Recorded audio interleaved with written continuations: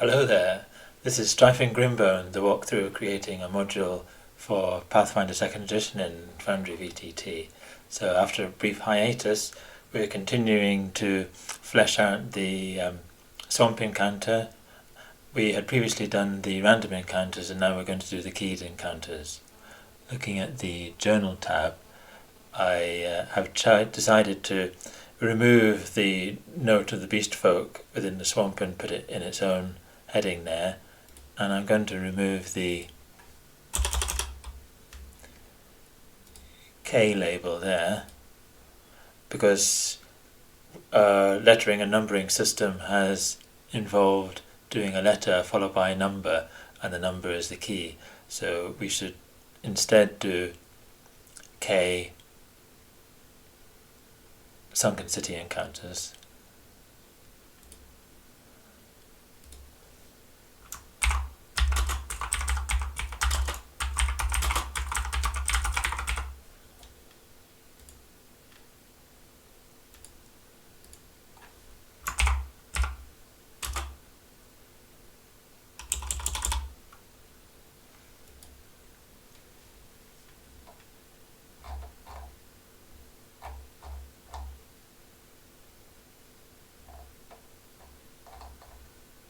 And the first encounter is going to be called Swamp Entrance.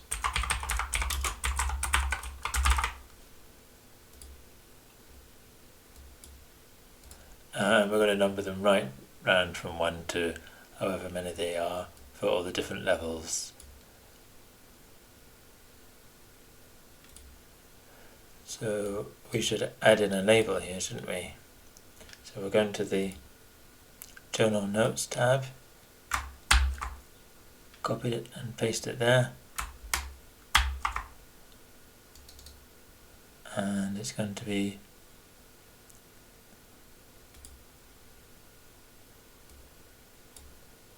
Sunken City Encounters,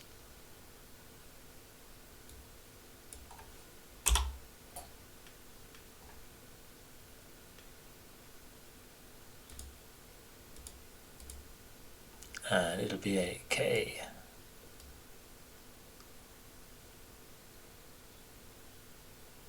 On its own.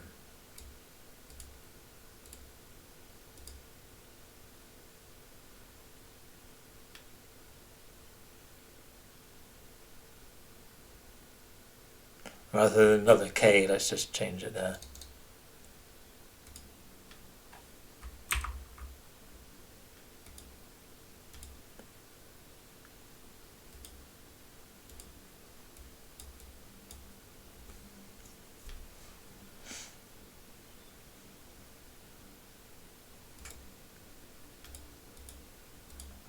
Trying to change the text label.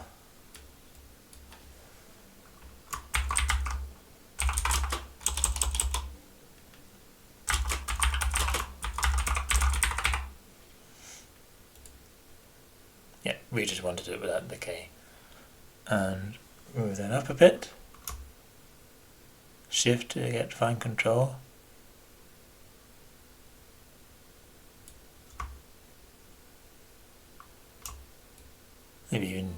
Maybe here. So that's the Grimbone, that's the quarry, and this is the swamp. Maybe there. And when we're showing the players the map and they've discovered this area, we would go to the tile controls and make that nice and visible. But not now.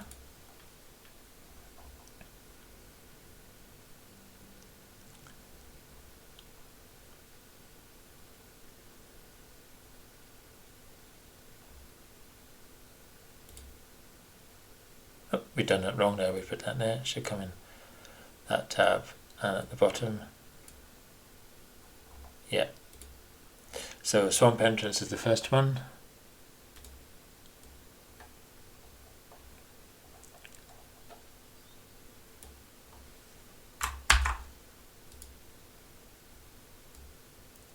Put it down here.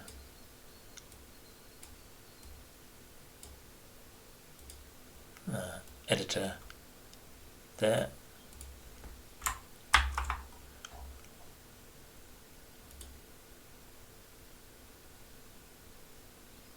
Of the area just south of the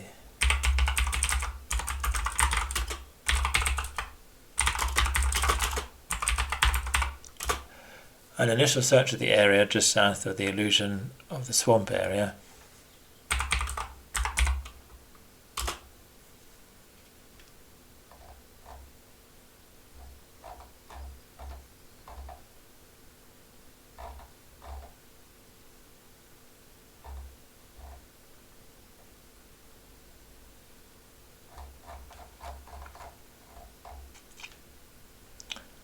South of the illusion covered passage from the quarry will reveal DC10. We decided that perception checks we were just going to do using a macro rather than typing it in here. A humanoid body face down and half submerged in the slimy mud, where the more solid part of swamp upon which the PCs stand gives way to a more watery area. Turning the body over will reveal its bestial features.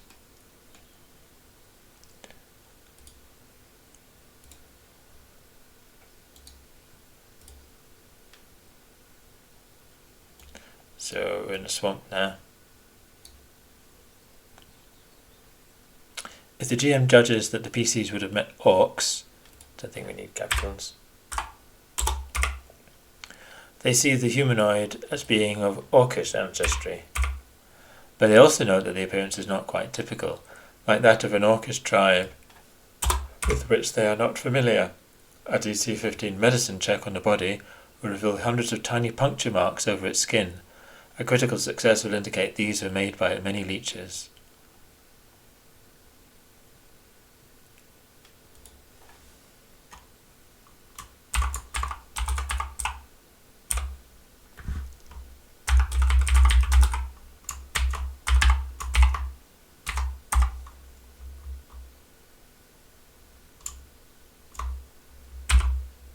Just secret because it's record knowledge.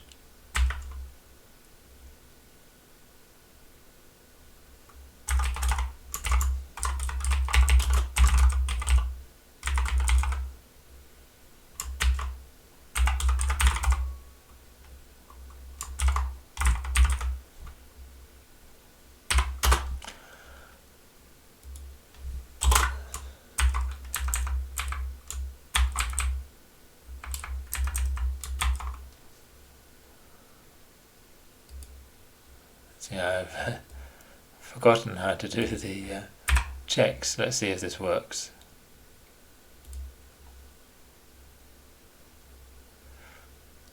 And we'll put it to the chat.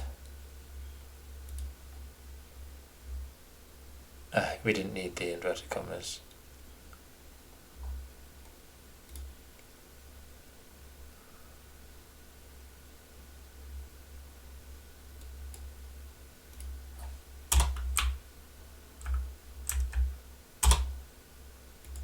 I'm not sure about the secret true, I'm just going to check, just a second, sorry.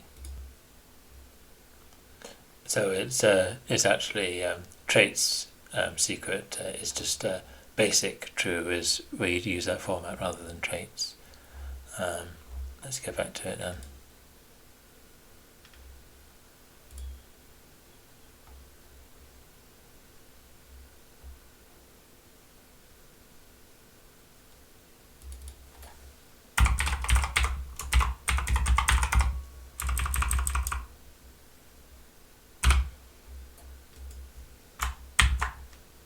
Yeah, that pink secret colour.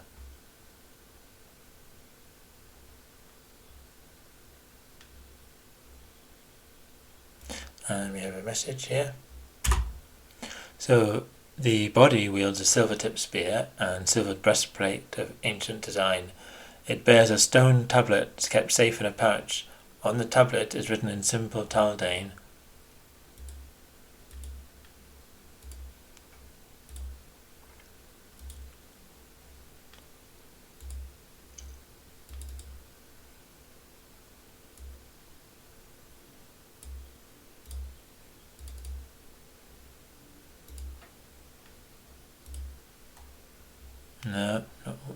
one.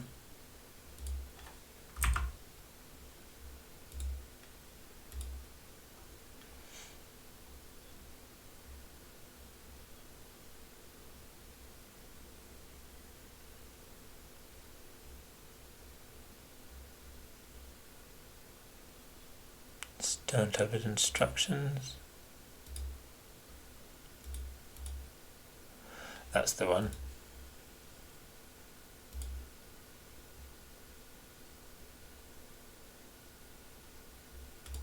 Center.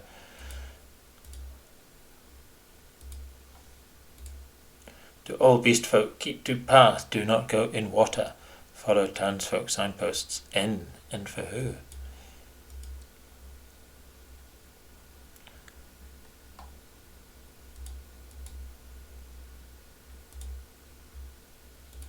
The swampy ground does not make for easy tracking, but a DC-20 tracking survival check. So we'll do a bit of cut and pasting.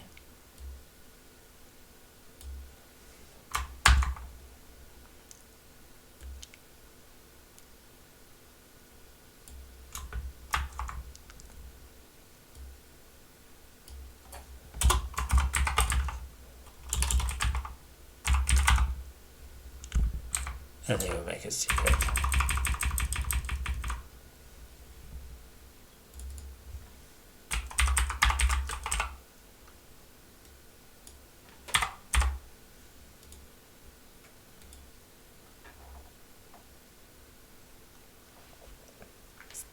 We'll reveal Toadfolk and Boarfolk tracks, which a PC with prior experience may identify as boggards and orcs respectively. The trail leads along the signposts to and from the entrance tower, K7. Let's see if it's still the same numbering system. Typical hourly checks are made to continue tracking, for the route is only 800 feet, so when tracking through difficult terrain at half speed, 50 feet per minute, the journey might be as short as 15 minutes, plus any delays for combat or short rests. So let's have a heading for this.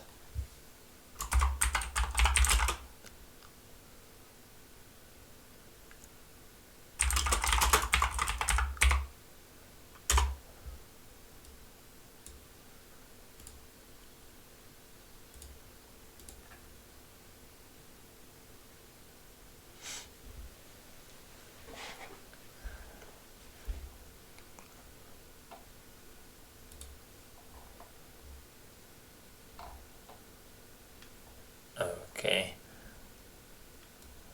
and let's do our first label.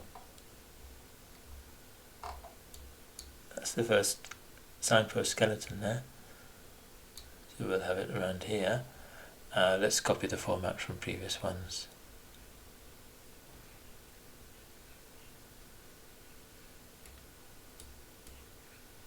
Black Forest Cave should do.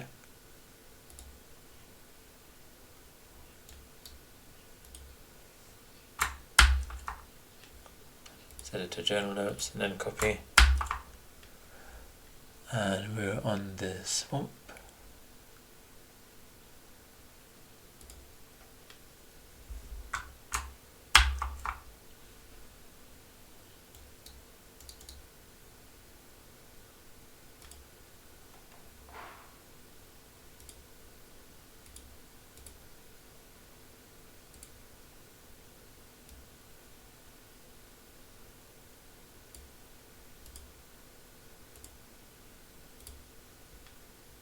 Swamp entrance.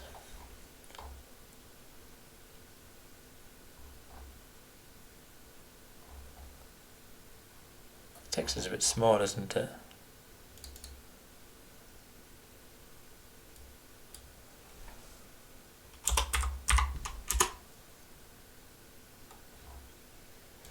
Yeah, maybe it's just because the area is so big. Next encounter.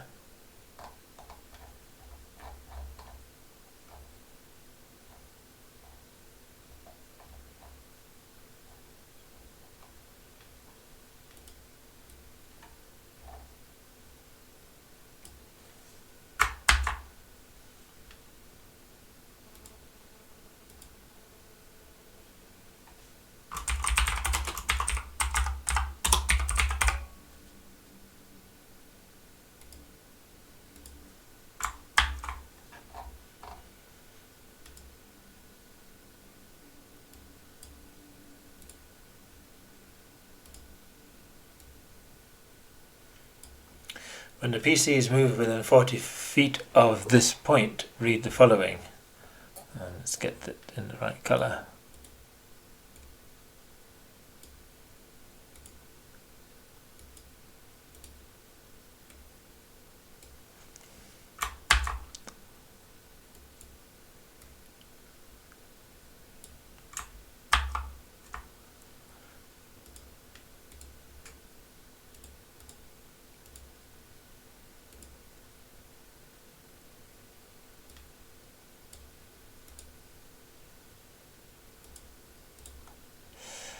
As you trudge through the soft ground, and each step accompanied by a sickening squelch that produces a reek of rot, you see through the vapours ahead a slender figure pointing towards you. Due south of the figure, you can just make out the twisted boughs of a massive dead tree rising out of the mist. There are no other landmarks visible in the swamp. And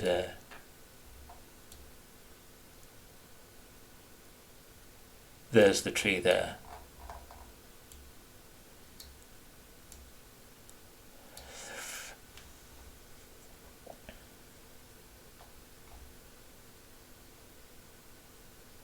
The figure does not interact with the party because it's a skeleton on a stick. If the PCs approach further,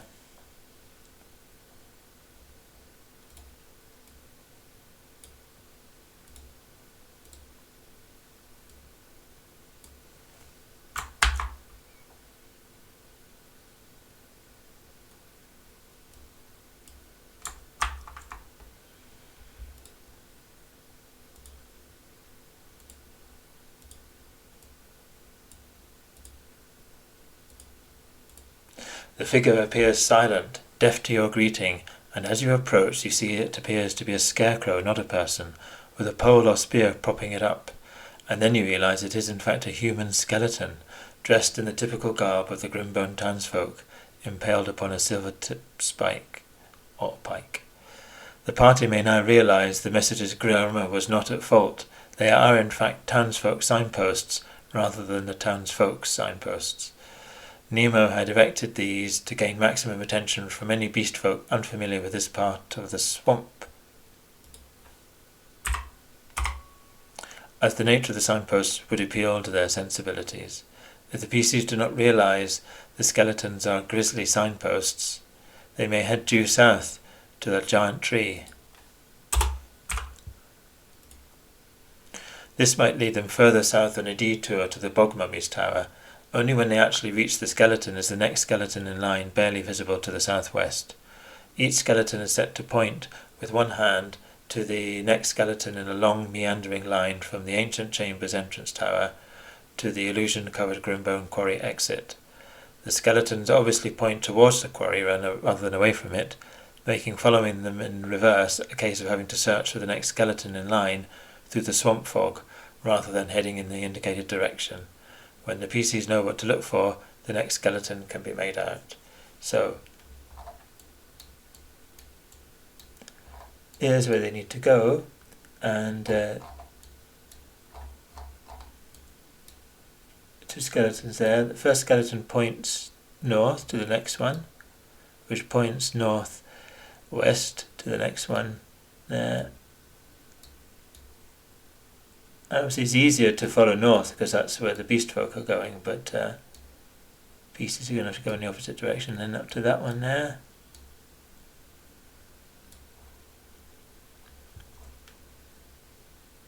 Then that one there. Then that one there. And that one there. That one there. That one there. So when they first see the skeleton they won't see the second one, but when they get there they might see that one. But their attention might be focused on the tree, and it might lead them to go all the way down to the Bog Mummies there, and that bit doesn't actually lead to the tower where we need to go, other than having to go through the leech infested waters.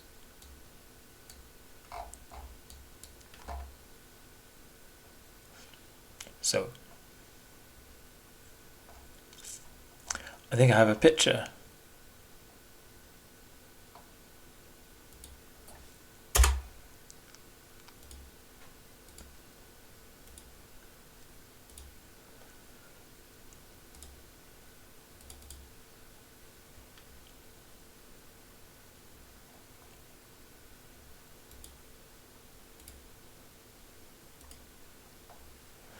There's a picture of the first skeleton. So you can show that to the players.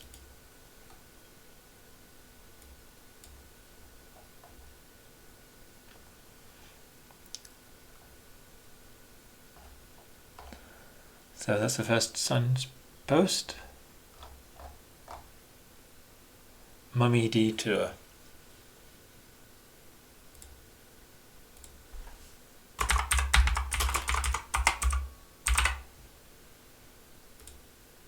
So this would be if they got distracted by the dead tree and continued south instead of following the skeleton.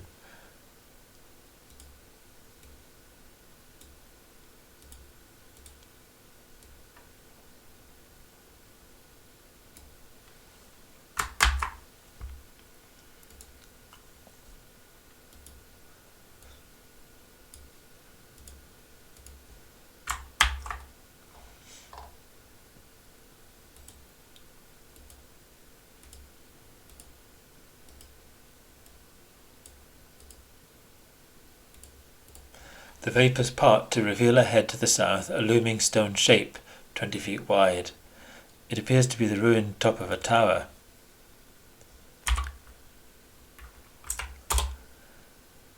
Ancient rubble is piled against its pitted stone walls. There are gaping holes around ground level. If a character is investigating, searching or scouting at this time, on a successful DC 29 nature check, they note that there is no buzzing of swamp flies or the sounds of other small animals in the area. On a critical success, they know that this may be a sign of the close presence of undead.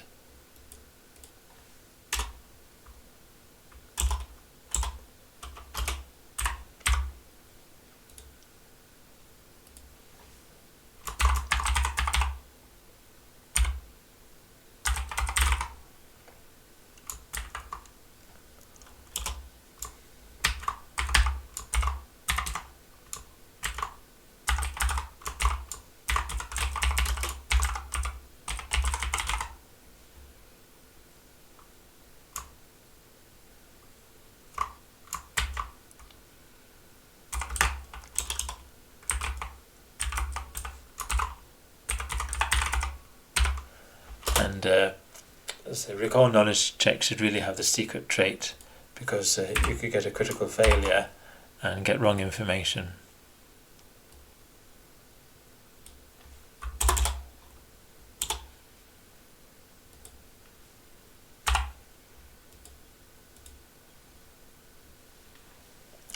Many evil, let's do some a label background.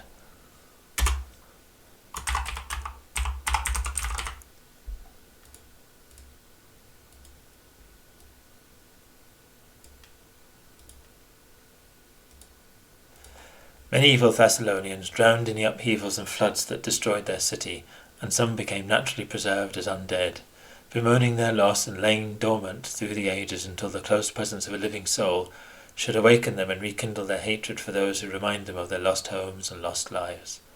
A bog mummy is buried in the swampy muck, filling its tower to ground level. If any creature begins its turn within 30 feet of the tower, they are affected by the breath of the bog.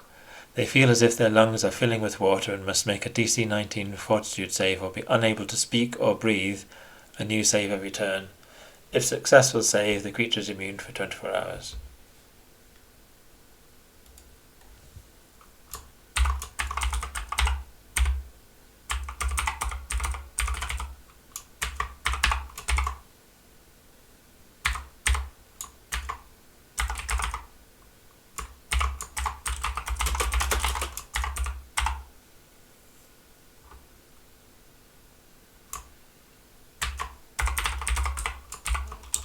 I don't need that to be secret, do we?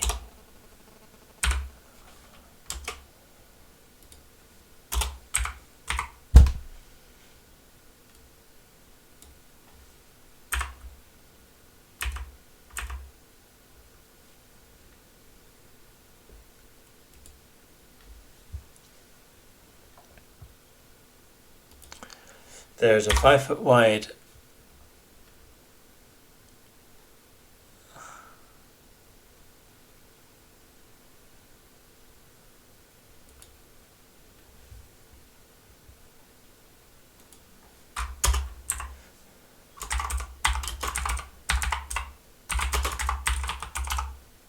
bog mummy's breath. I think that counts as halitosis.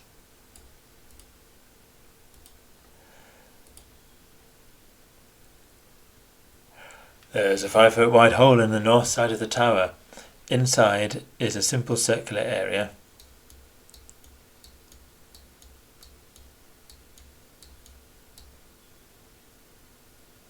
So we hover over it, we see inside. With a swamp and rubble floor and a partially collapsed roof 20 feet above, it is difficult terrain. So in version 13, I think we're going to be able to do regions. We're going to be able to set a region difficult terrain, so that would be nice.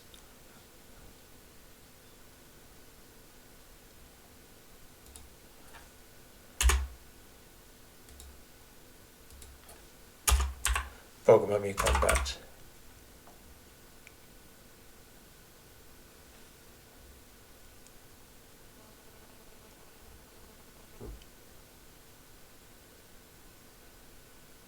Actually, no. Maybe we'll do entering the tower. No. I won't do either.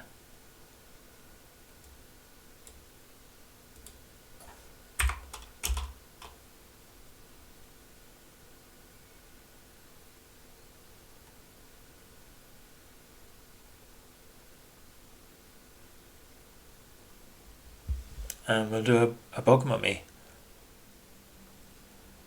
So there's a creature level 5, standard creature.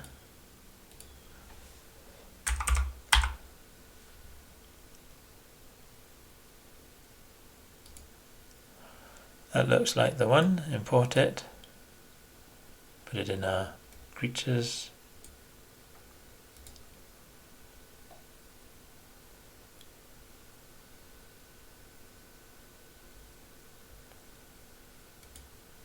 And give it a picture.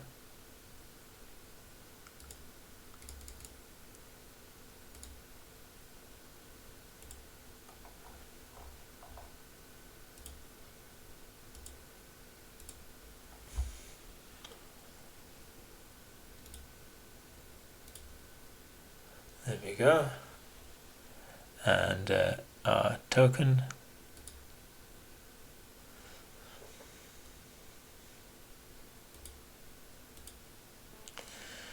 Let's have a green frame like that.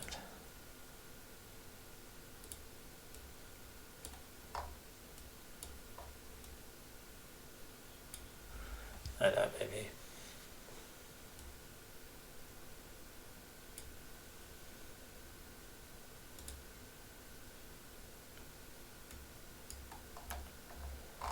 I think there's anything else to change particularly.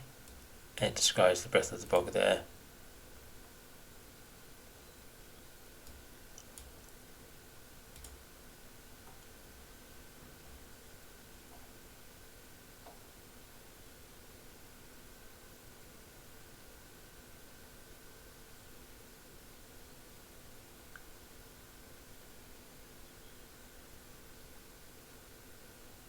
So it's near the entrance.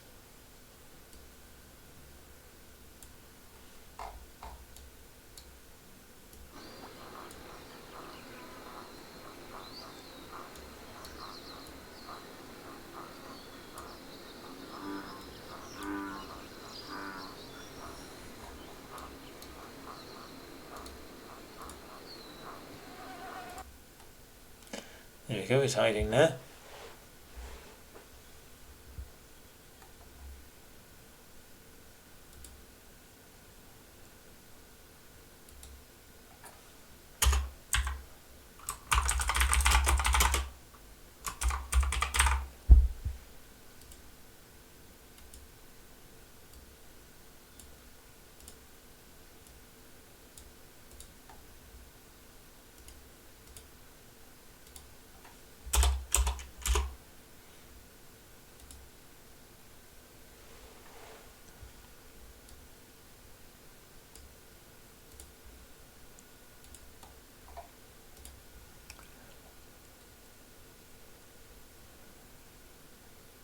what would be his combat tactics?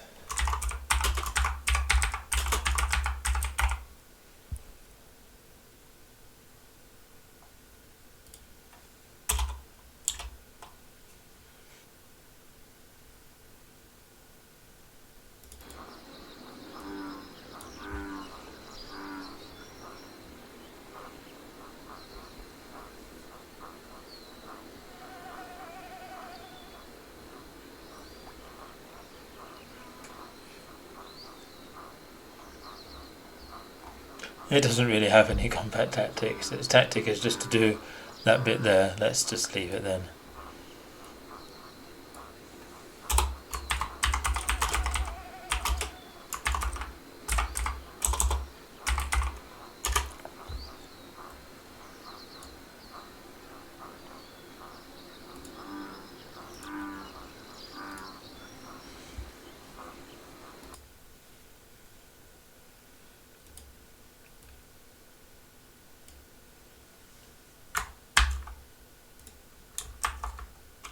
Buried in the swamp just under the surface, perception DC 20 defined, is a metal chest fastened by a simple silver lock that has survived over time.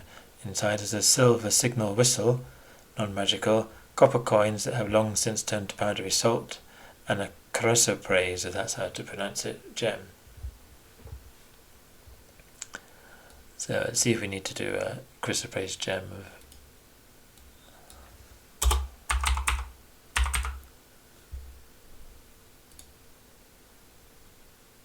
standard 25.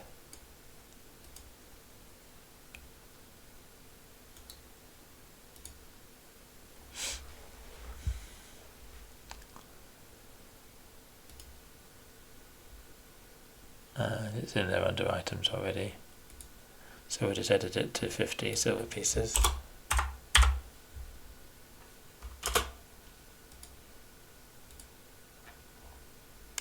And let's do a metal chest.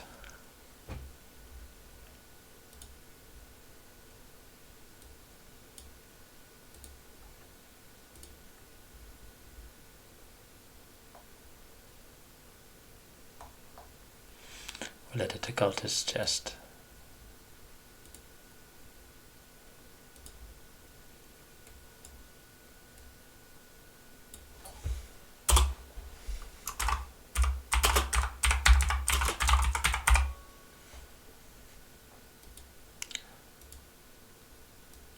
See, we've got a different picture we can use.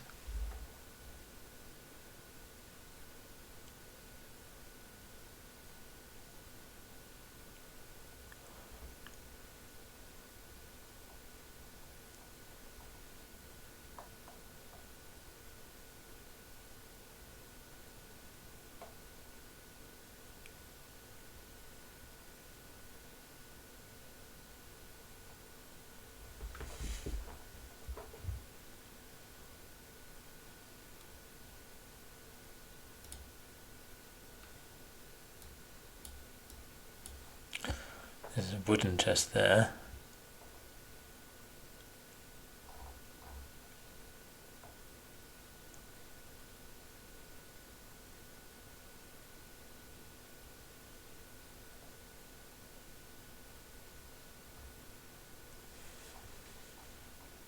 I think that's the only one I've got there.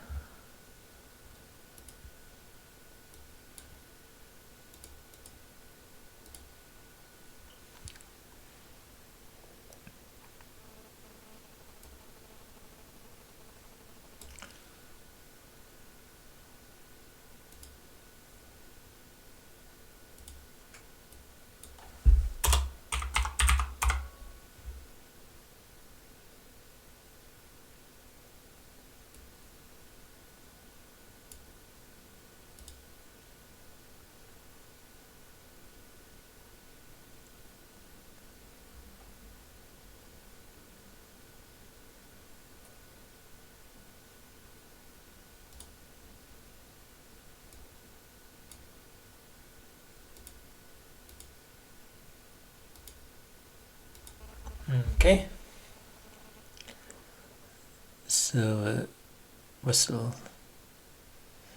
I think we'll give it a value.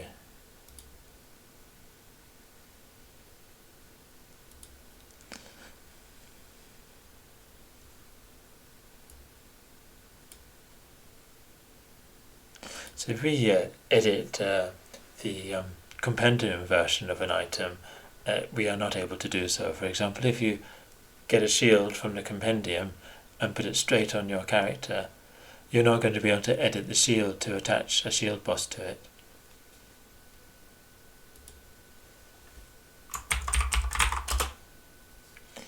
Doesn't really look silver, does it?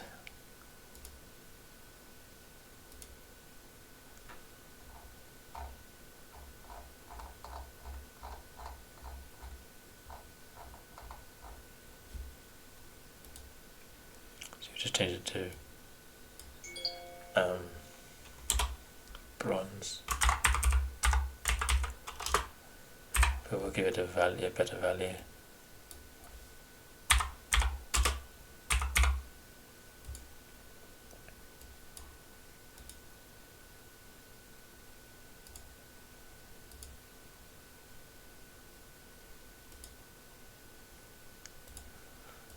I think I was editing the wrong one there.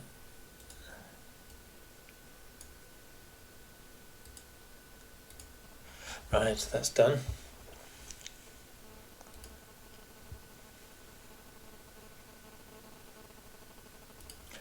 And now let's add the treasure token.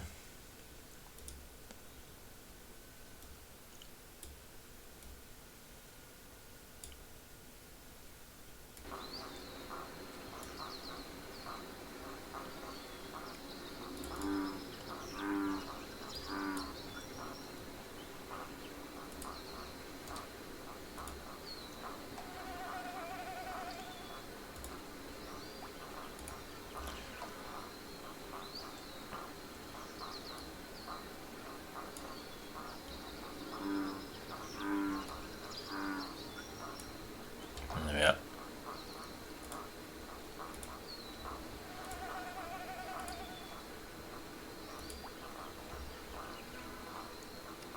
Don't need that bracket. Okay, so we've got the bog mummy and its treasure there.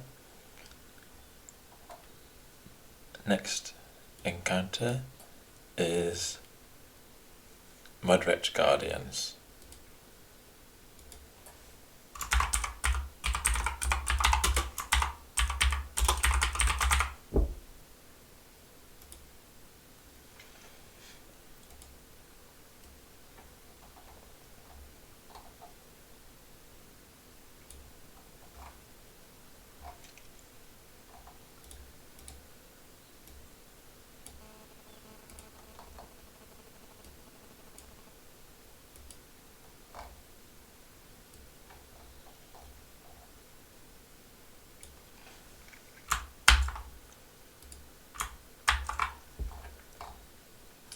So this is over here.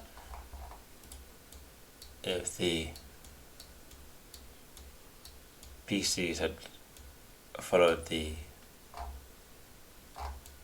skeleton signpost there and seen that one,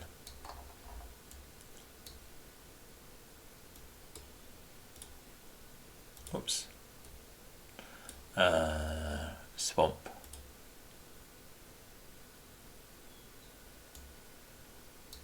In that one, they might get distracted by looking at the ruined temple there on their way past. When the PCs approach within 30 feet of this area,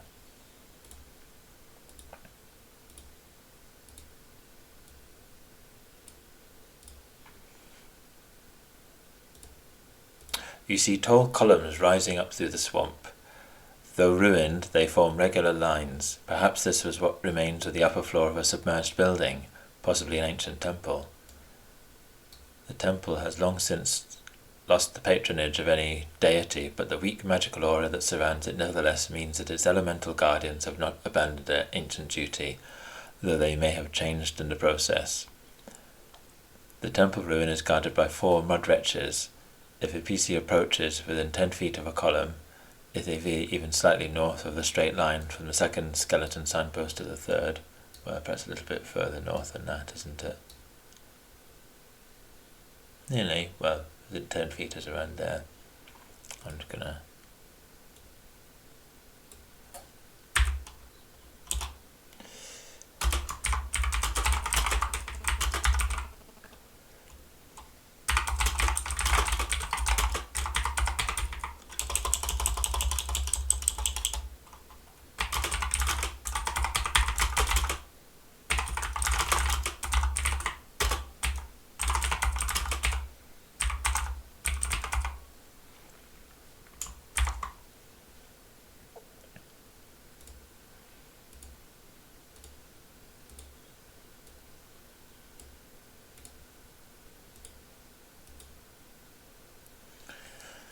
Suddenly, part of the swampy mud next to the nearest broken column becomes agitated and then rises up to a humanoid shape, piling slimy mud upon itself in a rough caricature of your own form.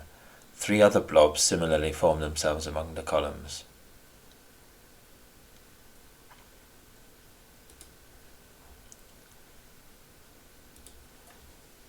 Let's do some headings.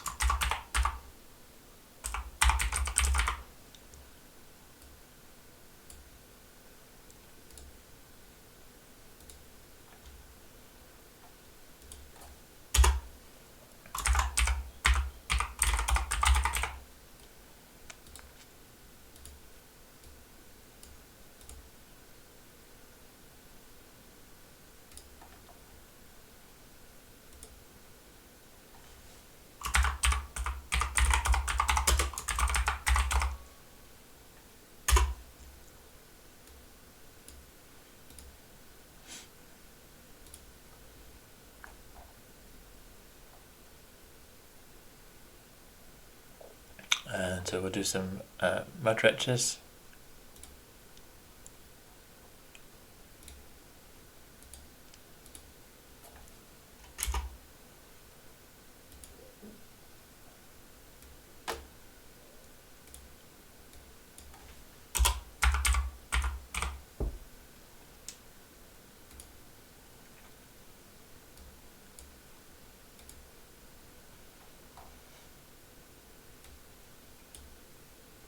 Oh, I put them in loot, haven't I?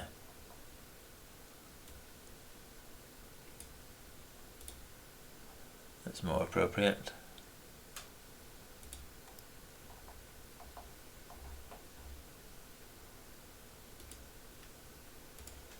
Change the picture.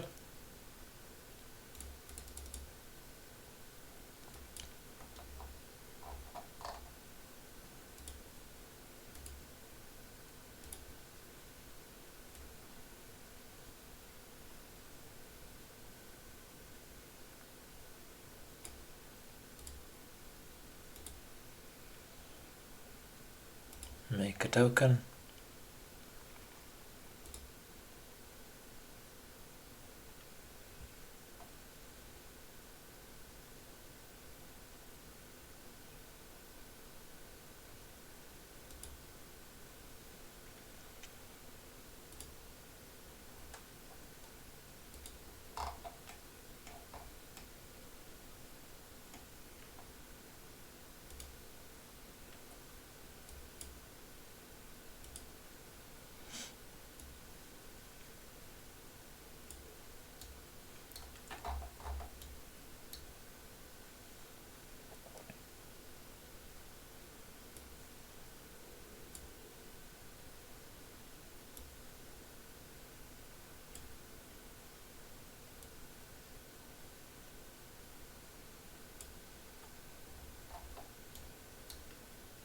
And make them all invisible for now.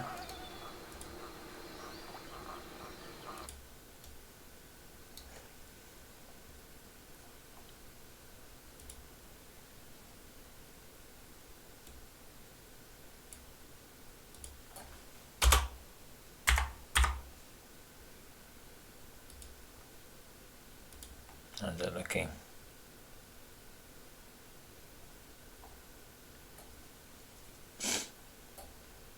So in the combat, roll for initiative. The mud wrenches attack if PCs do not retreat beyond 10 foot distance of any of the columns. If they win initiative, they delay to see what the PCs do. They do not pursue PCs beyond this 10-foot range after combat has started. The mud wretches automatically churn up the swamp in a 10-foot aura, I think we saw that aura, around themselves, making the area difficult terrain for non-mud wretches. If out of range of any PCs at the start of its turn, a mud wretch will spew mud, then close to attack with its grabbing fists.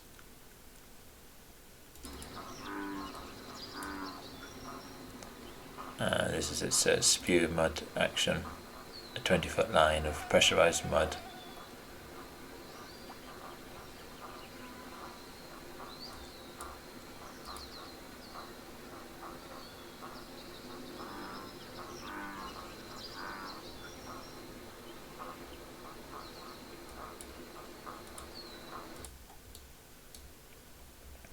That's the mud wretches.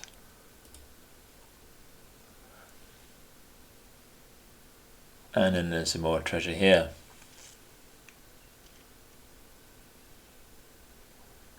I think what I'm going to do is make, let's have a look at my, maybe make another chest icon so we've got more different looking loot things, so bear with me a moment. So we are going to create the treasure in a moment.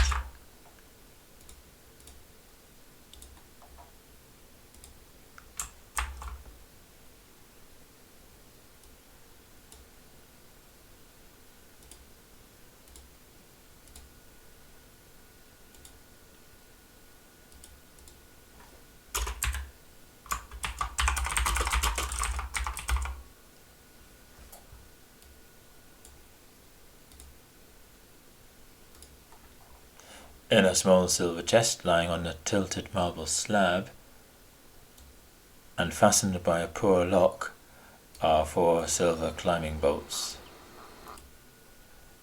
wrapped with fine silver twine and a necklace of fireballs. Right.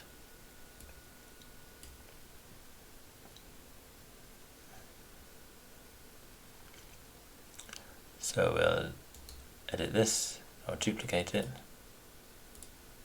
Edit this one.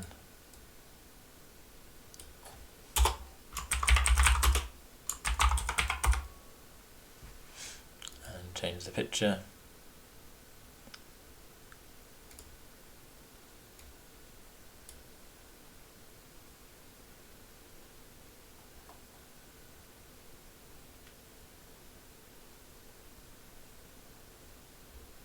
So silver.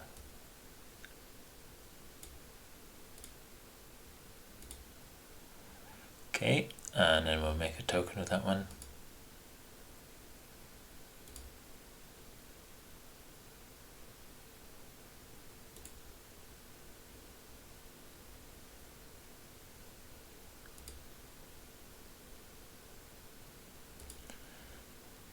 We just get a plainer silver token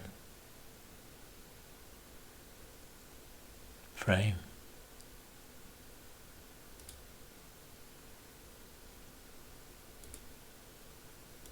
I think they're all like that, so one more go.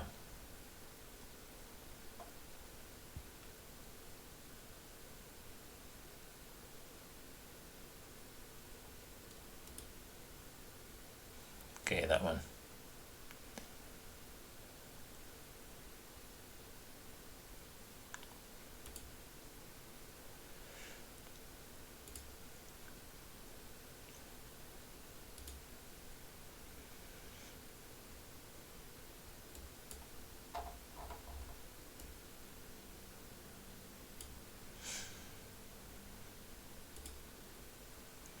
Okay, silver chest, and what did we have in it? Necklace of fireballs.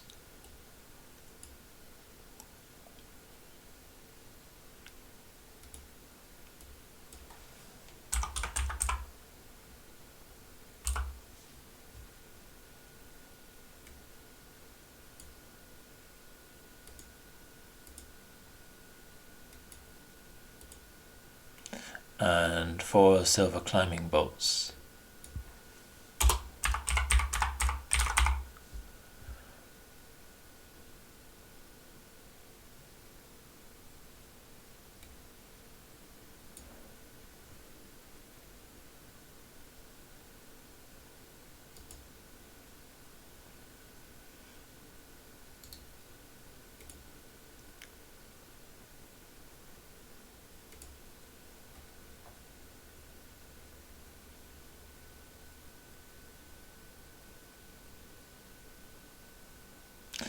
was looking for, what I've just... climbing bolt.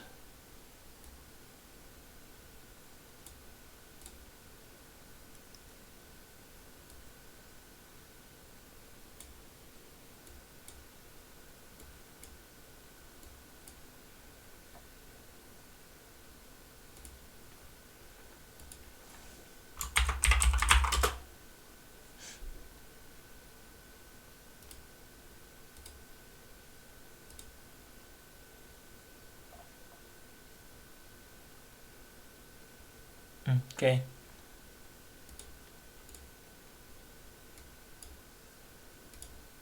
They're simply silver because there's no silver is much more common than iron.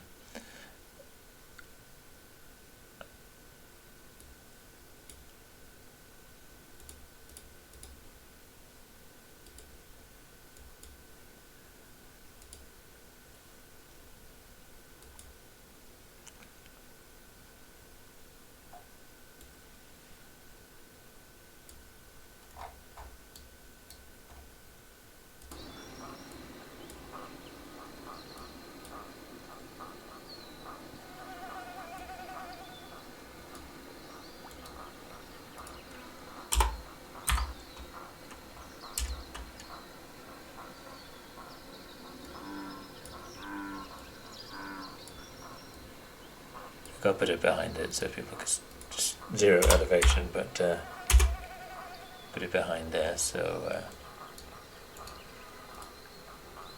people are alerted to it, and add it in here as well.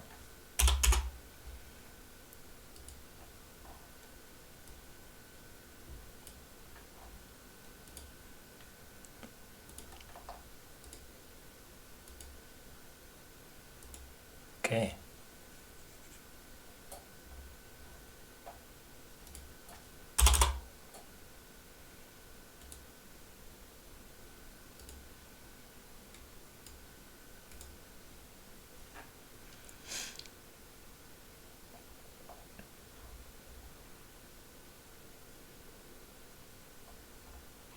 The next encounter is the petrifying layer.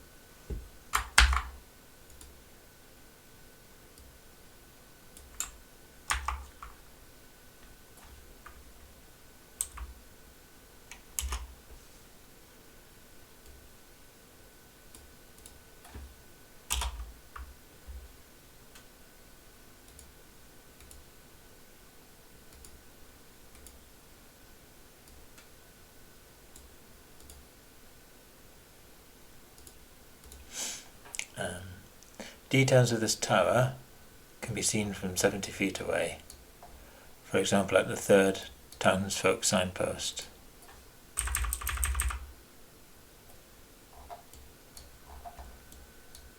So here's the tower.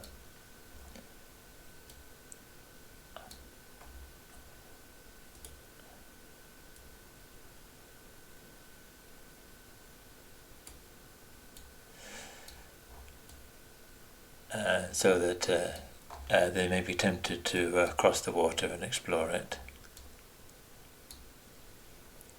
As the PCs approach, they see the tower is in ruined condition, with holes in its walls and masonry toppled around its base, including some life-size statues or parts of statues sticking out of the mud. There's a huge clue. The PCs examine the statues. They're in a broken state and position within the clawing mud, suggesting they couldn't do much even if they animated. They see that they are all of beast folk, mainly toad folk and boar folk. On a successful DC 20 perception check, the statues seem not only to be broken, but chewed upon and scored with bite marks.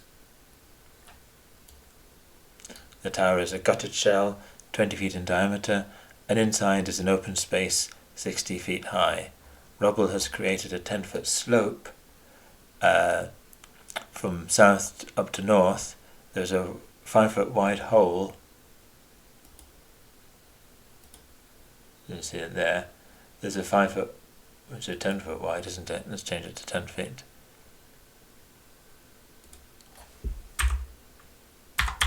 Ten-foot wide hole in the north face through which the basilisk residence. Resting at the highest point of the rubble, lazily look out. Well, actually, it's one looking at. There is also a 5-foot swamp level entrance hole, again 10 feet, in the southeast side of the tower, which we can, 2 of them. If PCs approach from the north, they will automatically be spotted if they are not avoiding notice. Even otherwise, there is no cover, so PCs cannot hide unless they are mostly submerged in the water or taking cover by crawling prone. The basilisk is hard to see within the shadows of its window. Roll initiative at 30 feet from the tower, the basilisk using stealth at +10. Its first action is to use its 2-action petrifying gaze at a PC, giving a satisfied hiss in the process. If the PCs attack successfully from range, it retreats deeper into the tower, where attacks through the window cannot reach it. If the PCs enter the tower either through the window or the southeast gap, they see that the basilisk is in fact one of a mated pair. The female is tending its nest to the southwest inside the tower. Neither basilisk leaves their lair, but defend themselves and their nest in melee, as well as continuing their petrifying gaze attacks.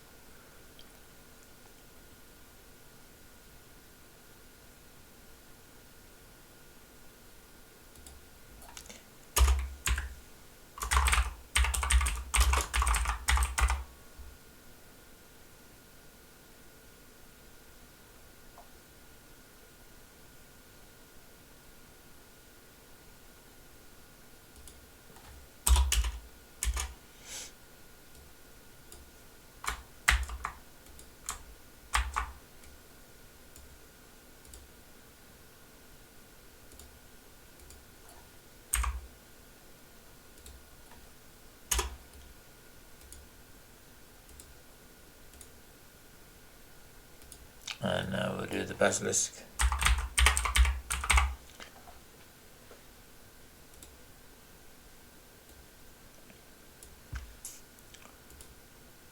Oops, need to import it.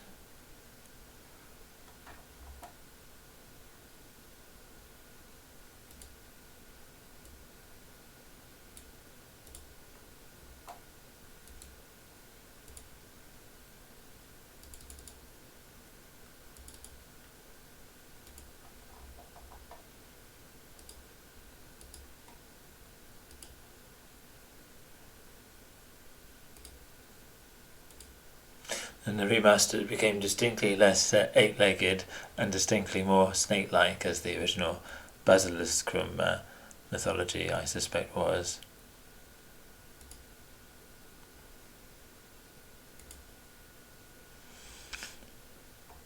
Yeah, like yellow.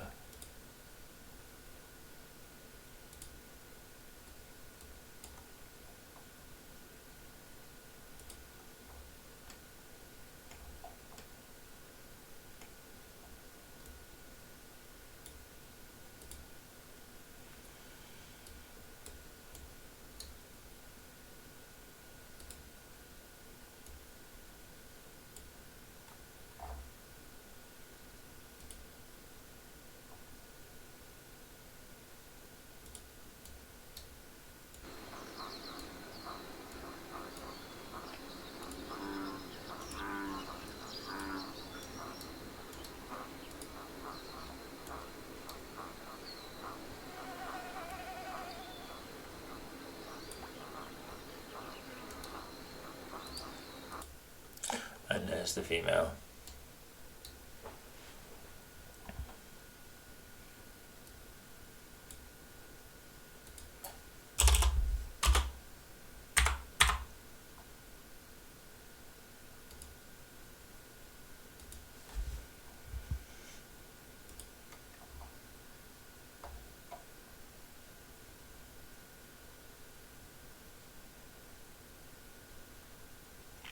Okay.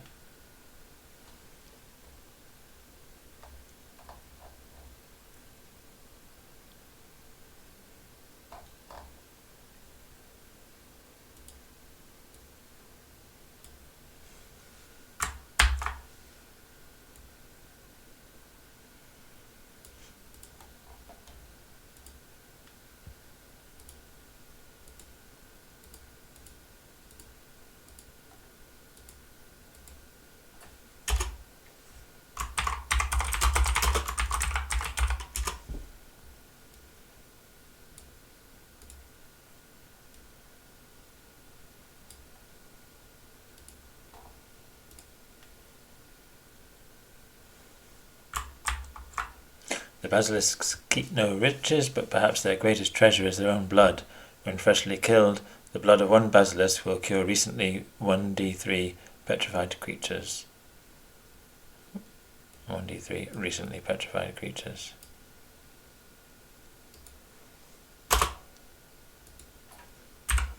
There are 3 basilisks in the nest, worth 50 gold pieces each to the right buyer, but trading in such is an evil act.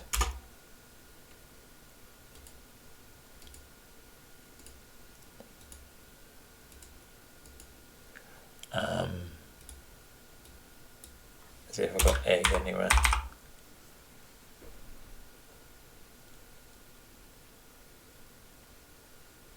Yeah, we can adapt this, can't we?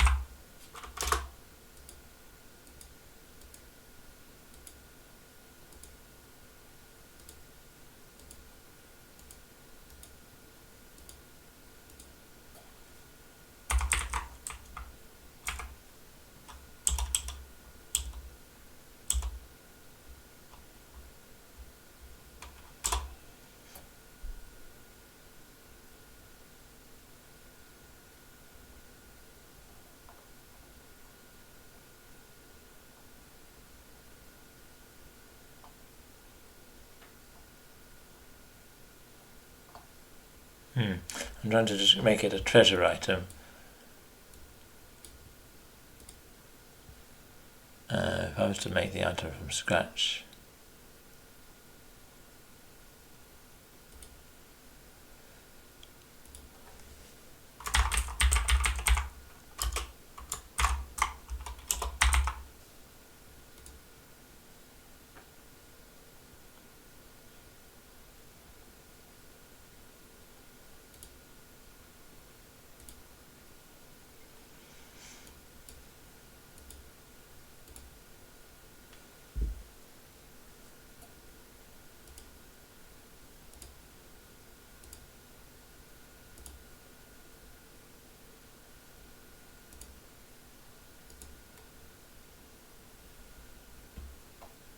so we've got the PF2E system, icons,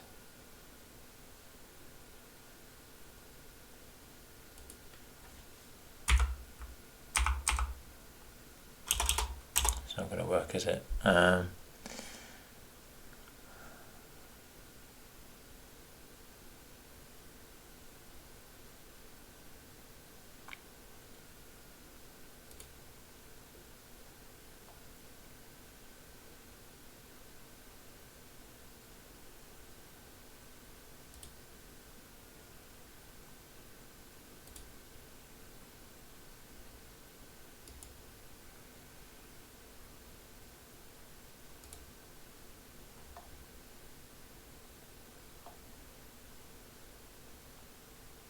So we're going to pause and have a look for an egg. So when I looked at the basilisk egg picture, it was in core data. So core data is core to Foundry. User data could include the Pathfinder 2nd edition system. We go in core data, icons, consumables, eggs. A whole load of eggs. So what looks basilisk like?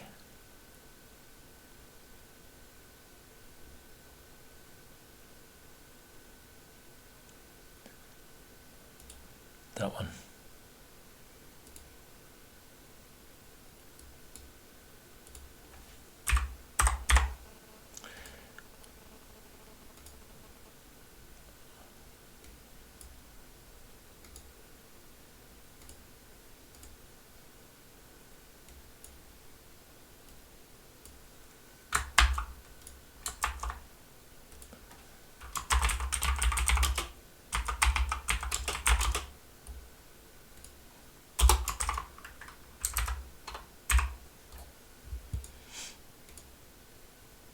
Maybe there's no such thing as an evil act now in Remaster, so you can do what you like.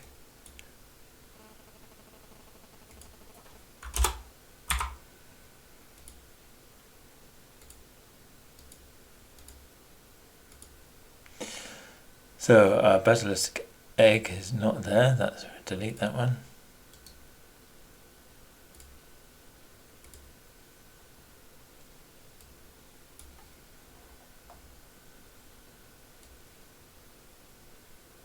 Oops, yeah.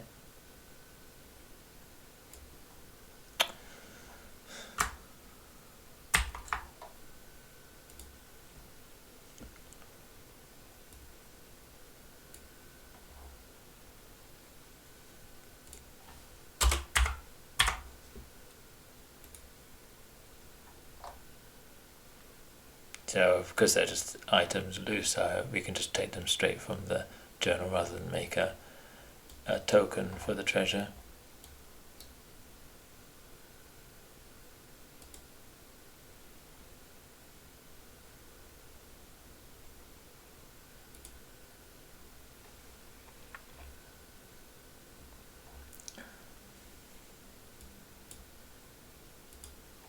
And the next is Toadfolk Guard.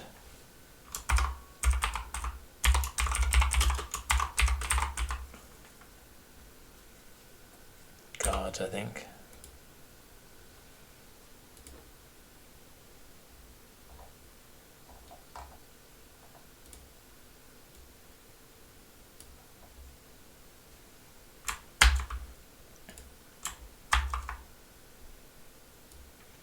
These Toadfolk are charged with guarding the tower entrance to Nemo's lair.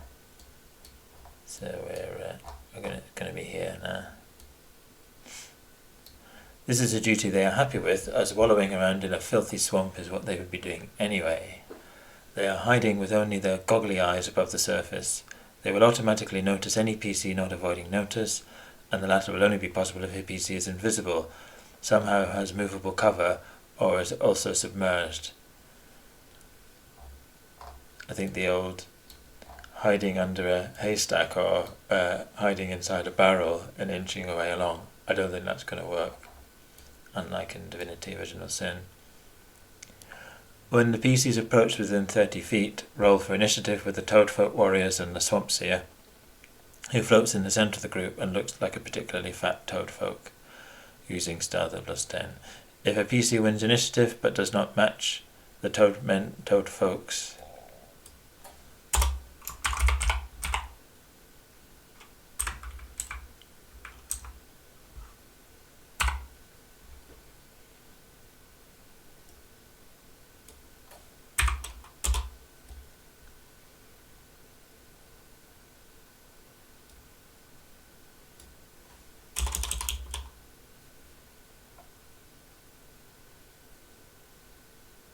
the warriors release volleys of javelins and the Swamp Seer emits a terrifying croak. DC 19 will save our frightened one. Should we put that in there?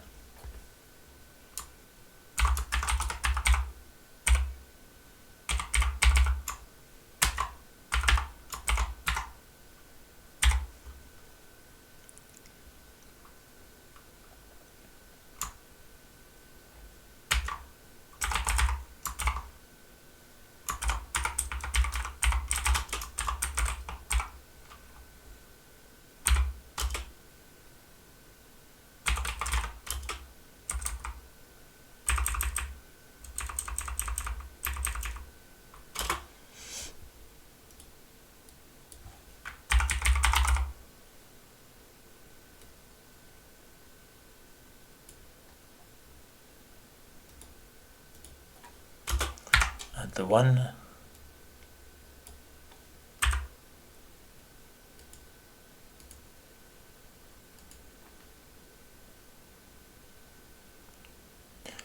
Note that only the closest PCs might be affected because the range is 30 feet.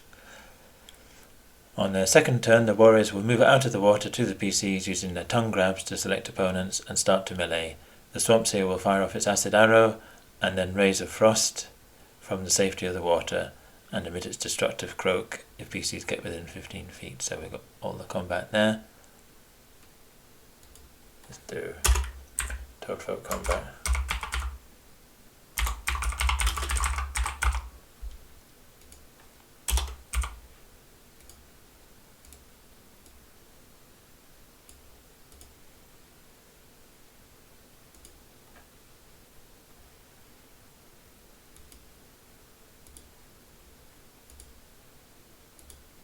And now we need to do Toadfolk, so I'm going to use Boggart as a base.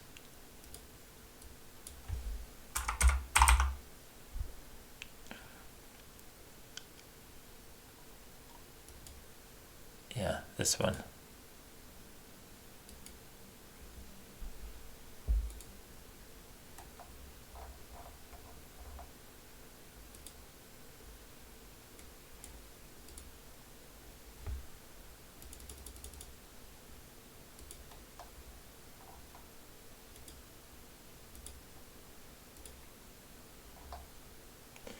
T.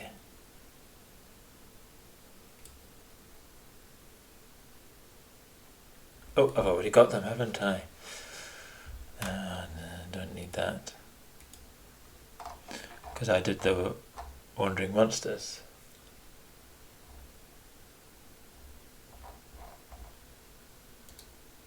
Delete. But we do need the swamp seer.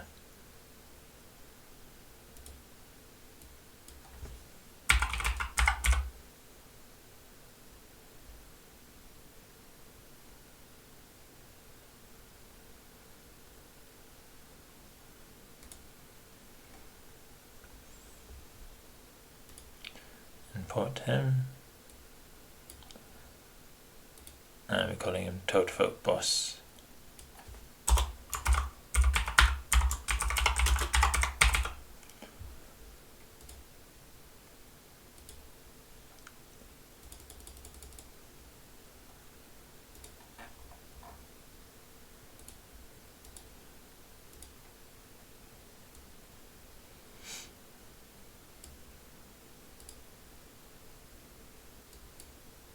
There he is.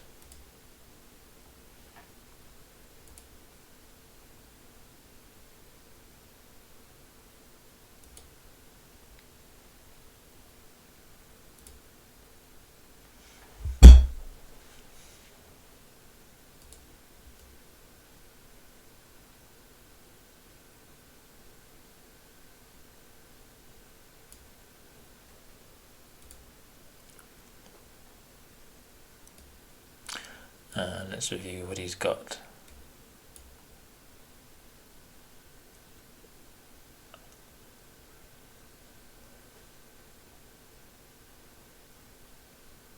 So he's got a +1 striking staff.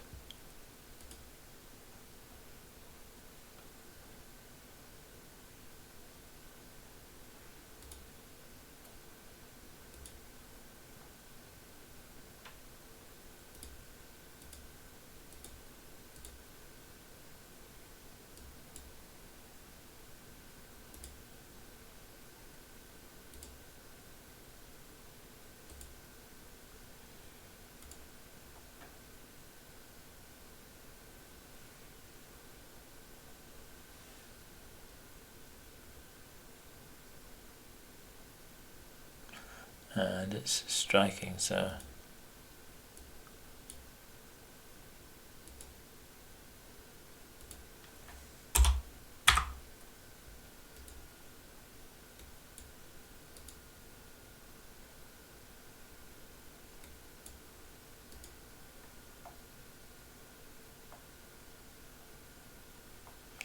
and we change the acid arrow to acid grip for remaster.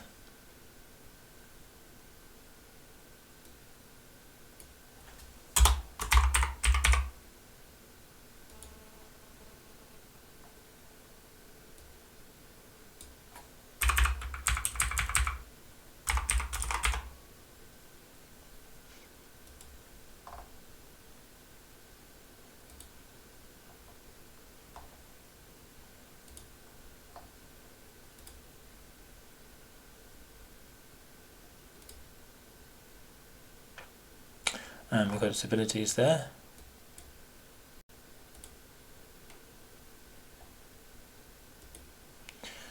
So we had 4 Boggart warriors, which are actually Toadfolk warriors.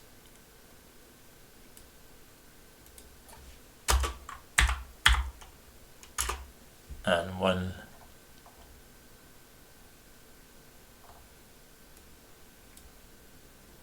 Toadfolk boss.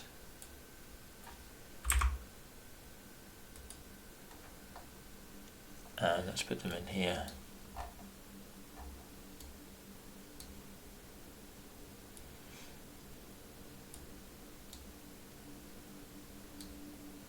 Five, 10, 15, 20, 25, 30. So they're going to be approximately 30-foot range when they're getting to that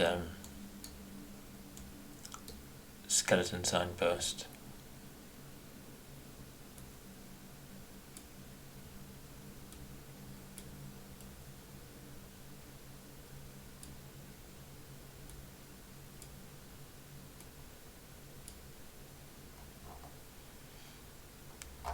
And we'll select them all and make them hidden.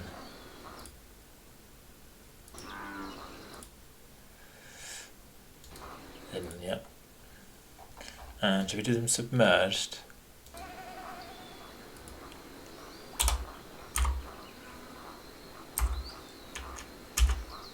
No, makes them a bit invisible.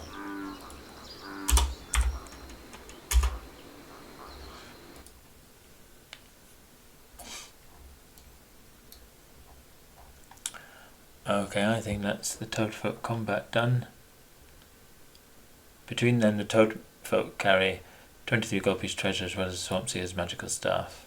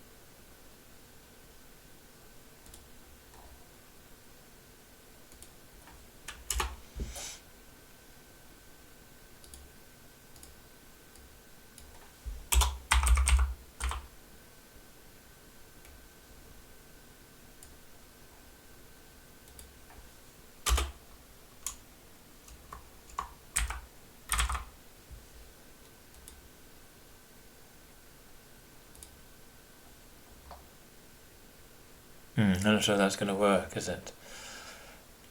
Oh dear. In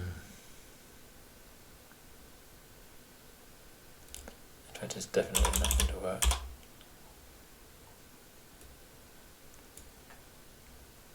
I just have to create a treasure loot.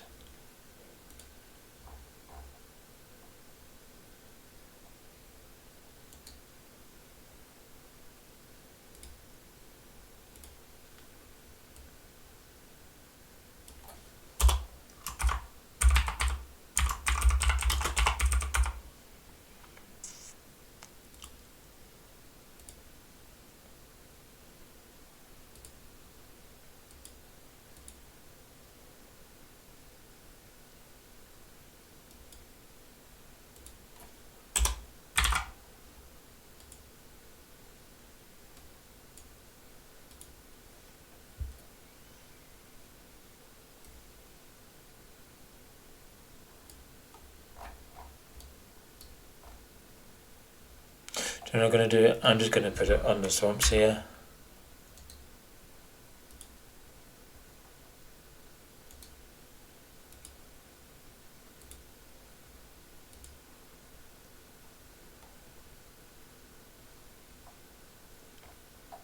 or the toadfoot boss we're calling him.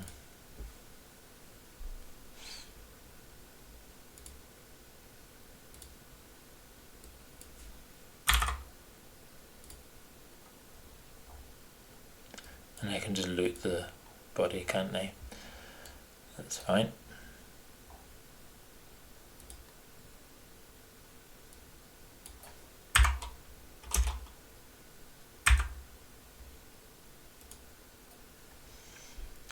Entrance to the underground chambers is the last one we'll be doing now.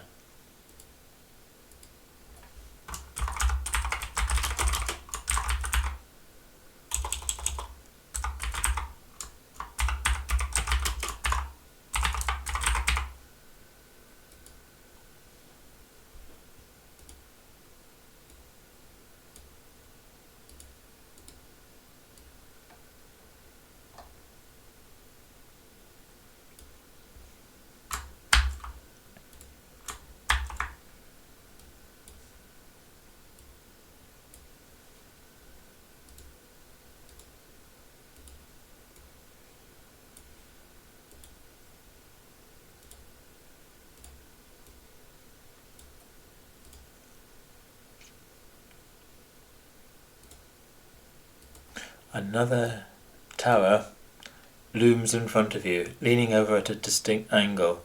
A mound of mud has been piled up to form a ramp, leading up to a tall empty window that could now serve as a doorway.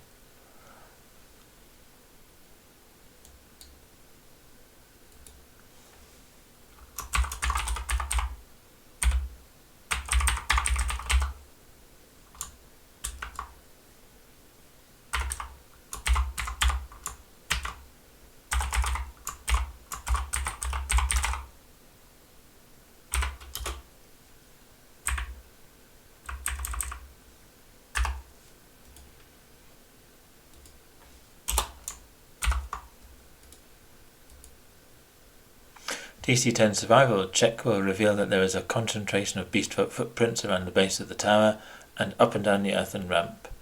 If the PCs look around the rear of the tower, a DC-10 perception roll will reveal a thin plume of smoke coming from a stone protruding above the swamp.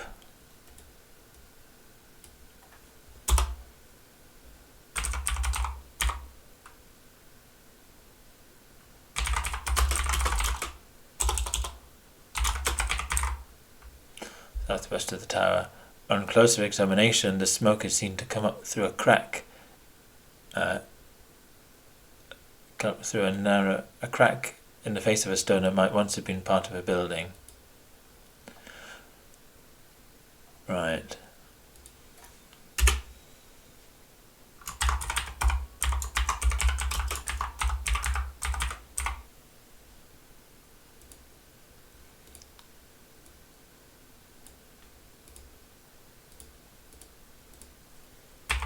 That's essentially what it is.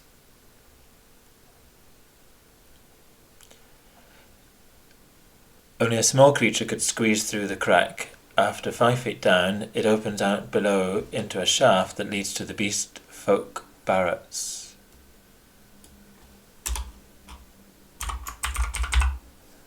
Directly above the fire pit. The drop is 70 feet in all.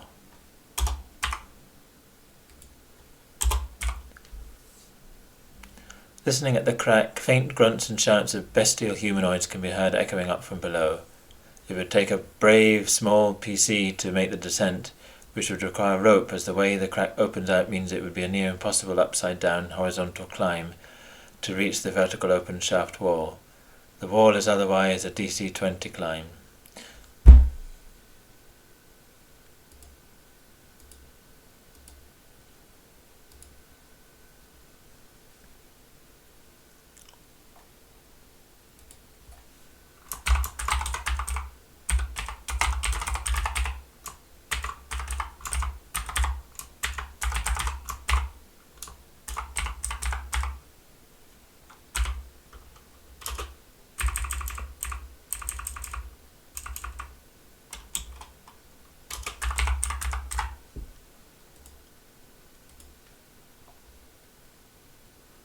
Stone is too thick to chip away a wider opening, So the idea is that there's a kind of a slab over that. In fact, maybe I should do a tile with a slab over it and then remove the tile. I think that might be the best way. And through the magic of video recording, I think I have it.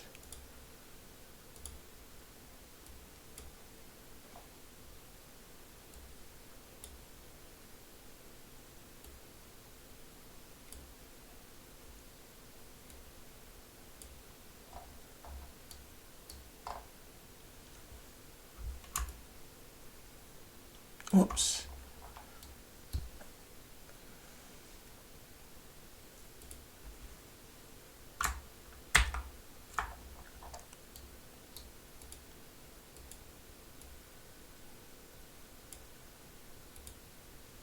Right, I need to select this carefully.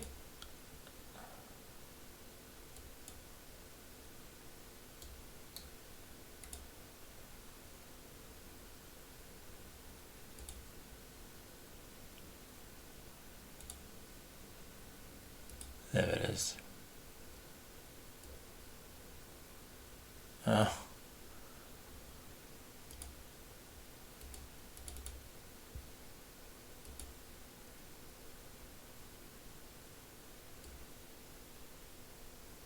Don't seem to be able to select it without selecting everything else. Should help if I'm clicking that.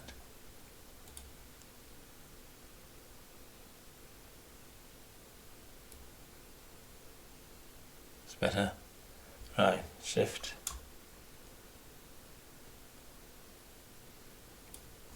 Right, so it just looks like a slab there. And then if the PCs do explore it, limit elevation 10, make it 5, make it 2 in fact. And then if PCs decide to explore it, it'll become opaque and then you can see the well underneath.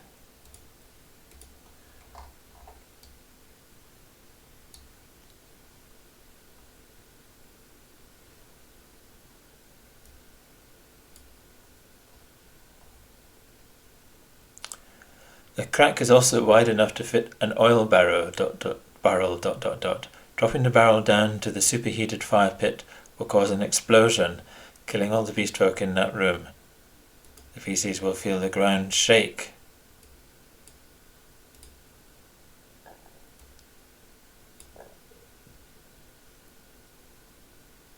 From the explosion, and will hear screams of pain from below. The PCs may easily walk up the ramp at the tower and peer in.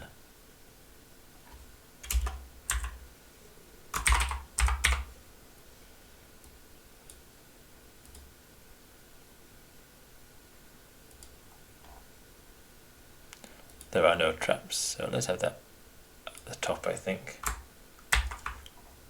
No.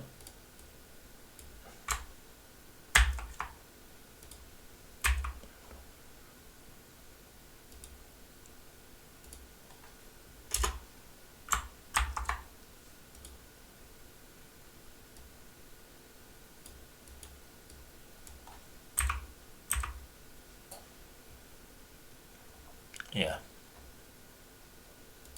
And we'll do a picture.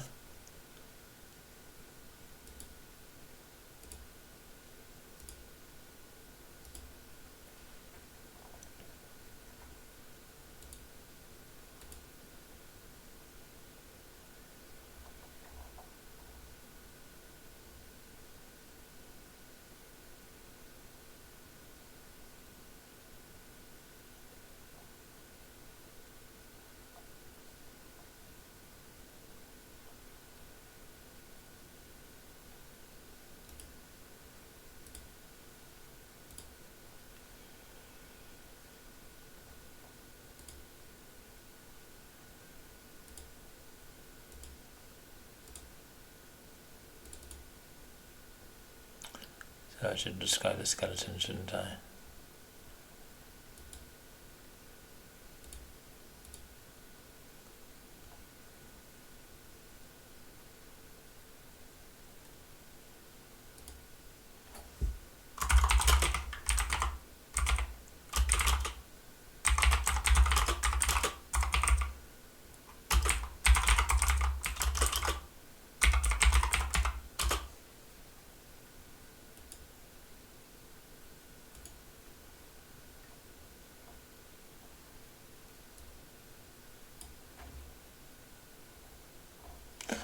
And I think I'll go to this. Oh yeah, I've done the image for the signpost, that's fine then.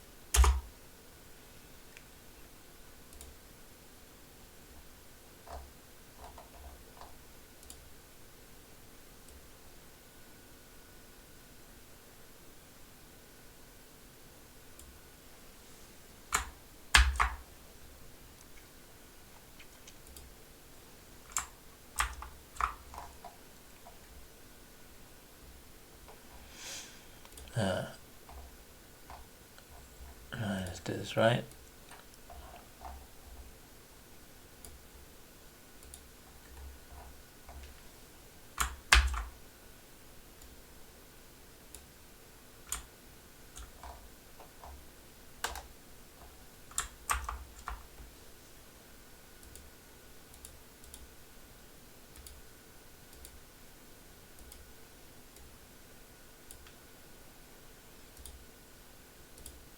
You see that inside the tower a staircase that might once have spiralled down to the tower's lower levels, but must now lead below the swamp surface and deep underground. The ancient close-fitting masonry seems to have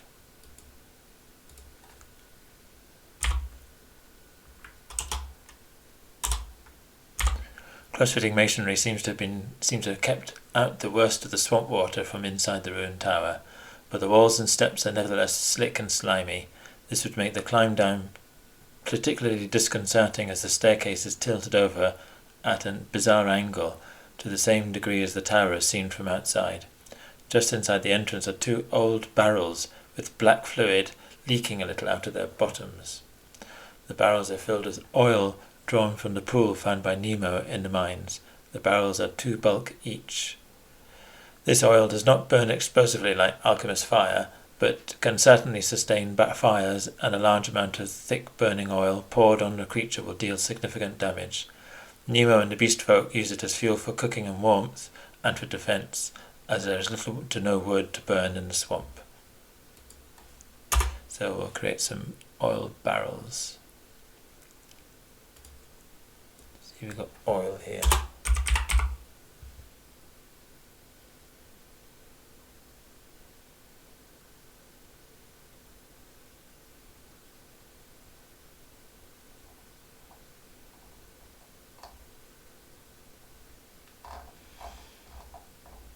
Let's just see if we've got barrel.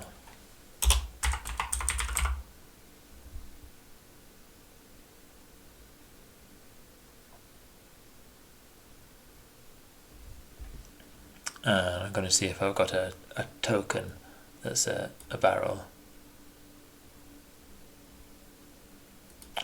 So let's deal with this barrel. We want a nice standing up one, because we want to use it as a placeable token as well later on.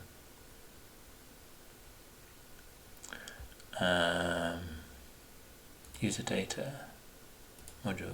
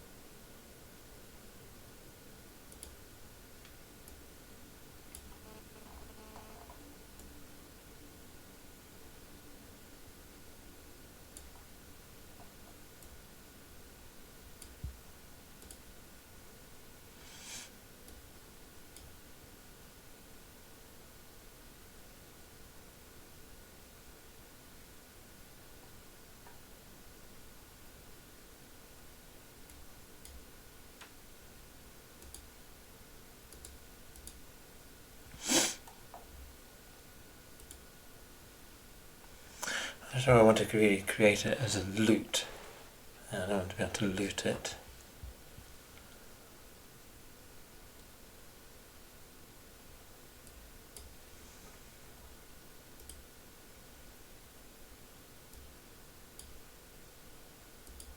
And see what other options I've got here for creating an item.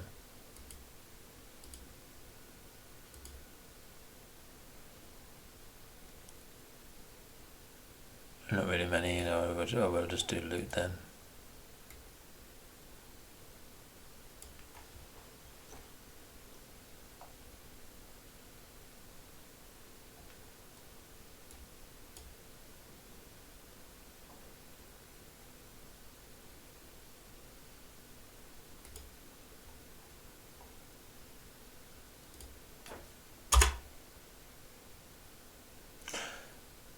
So I've got them here as an actor placed items, so these are things that I can then,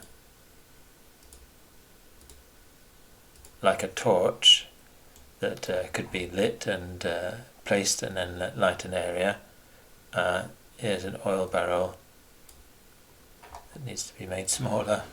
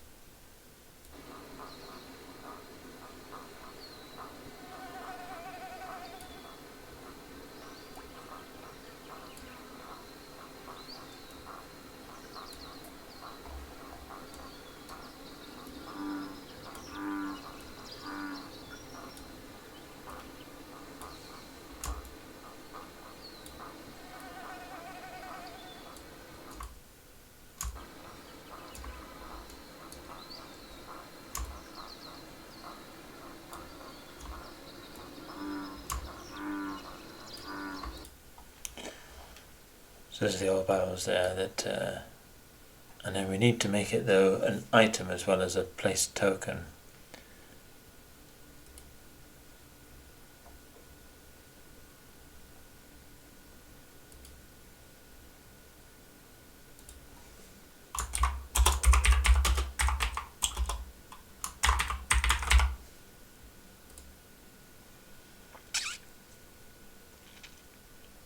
Consumable.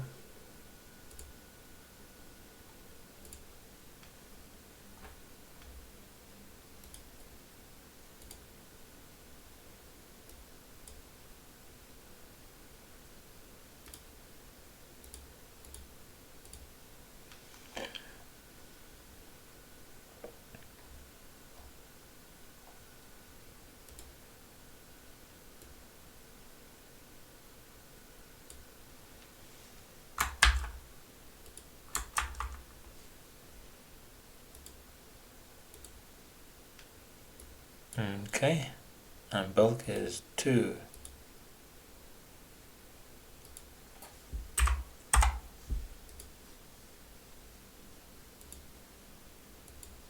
Usage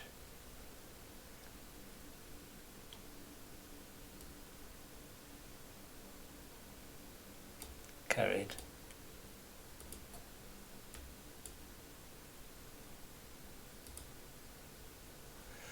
And then because we have oil barrels as an item, I think we should put it in there.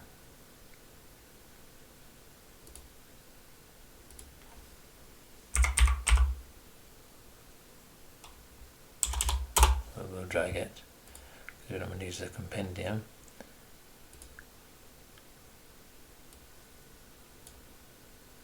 Okay.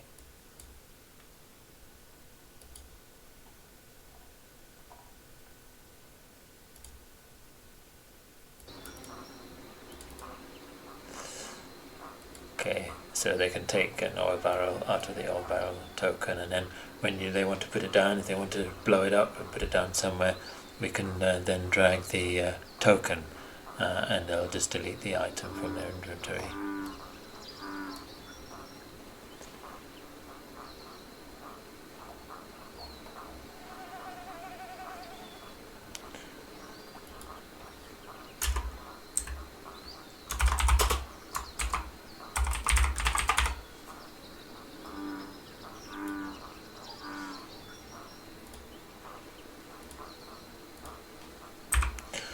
The staircase.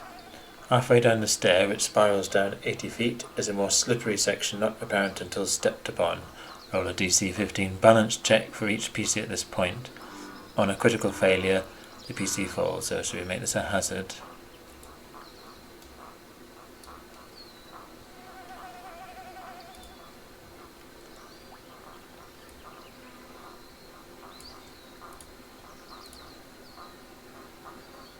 Slippery stair.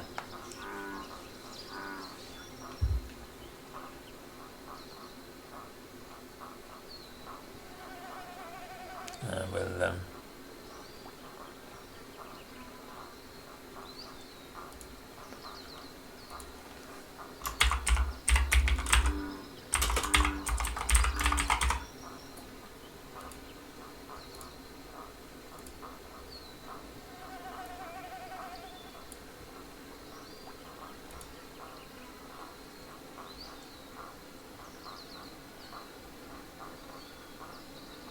so there's a stealth DC to notice the slippery item, so we say DC 20.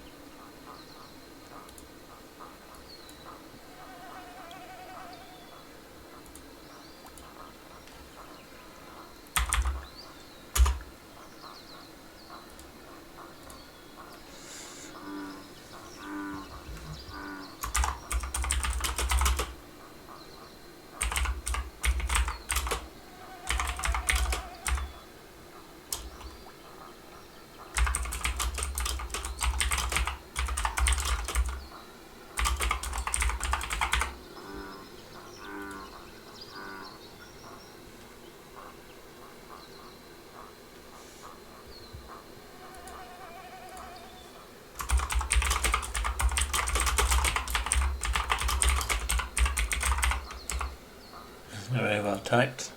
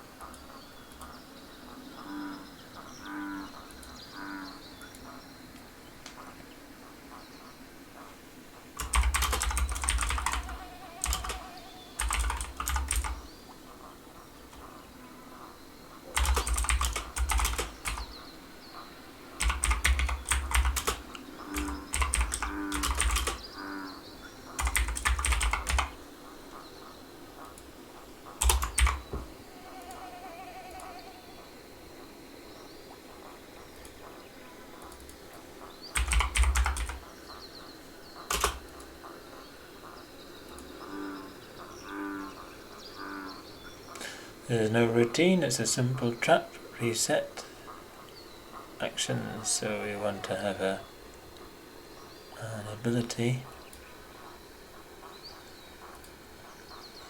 which will be a reflex reaction, offensive.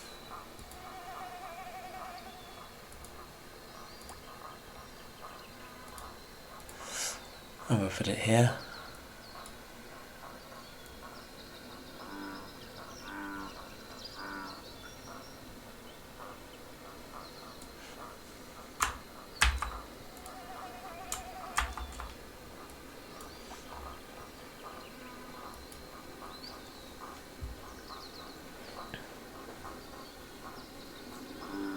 Each PC on the stair.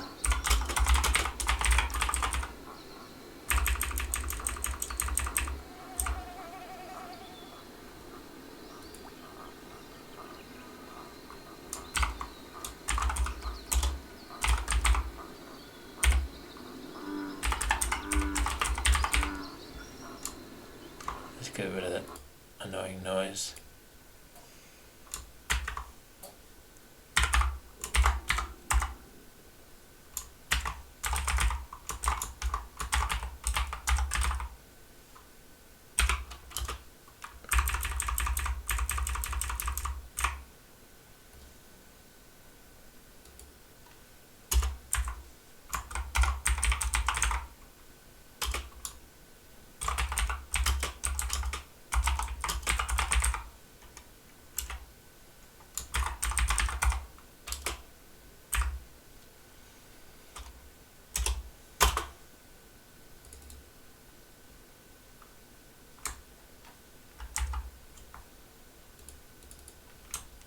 I'm just doing setting it bold by pressing Control B.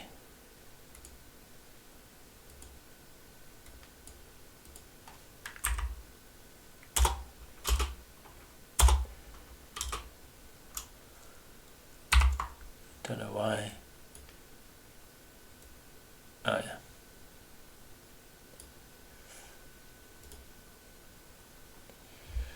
Okay, obviously we've got some tidying to do.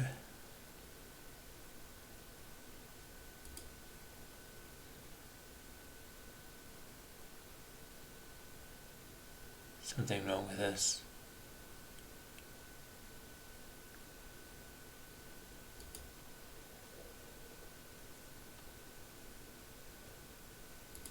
Okay, there we got DC15 acrobatics check for each PC on the staircase. Oh, what are we doing? Go away.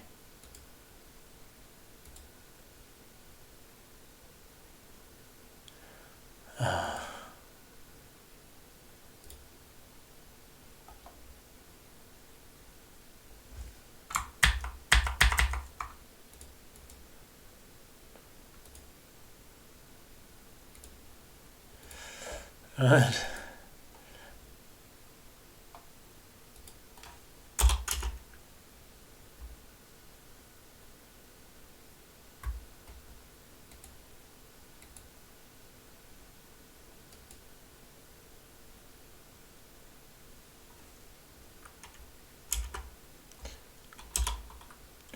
So on a failure, it have to stop because there's no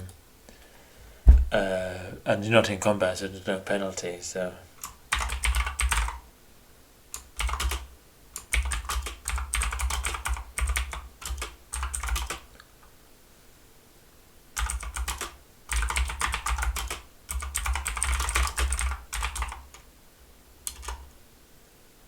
we have to make the DC much higher, won't we? So people might critically fail.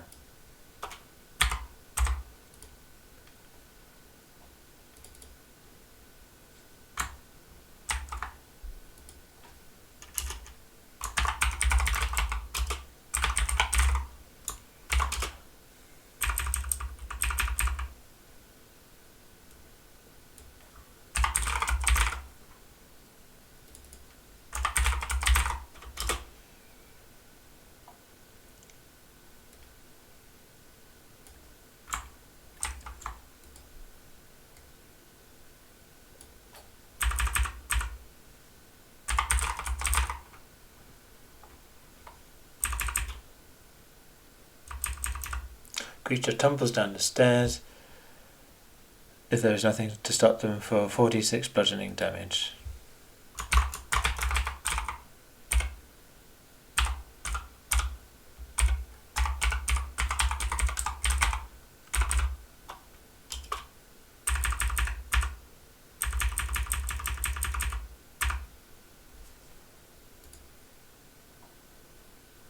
Okay, another one that's not working.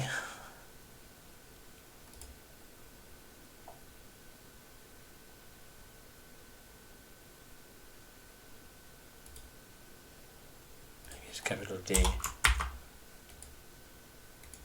Yep, it was capital D. If there is a PC between them and the fall, each PC in front must take a reaction either to leap out of the way, reflex save DC 10, or block the falling PC, fort save DC 15. On a fail, they tumble down as well.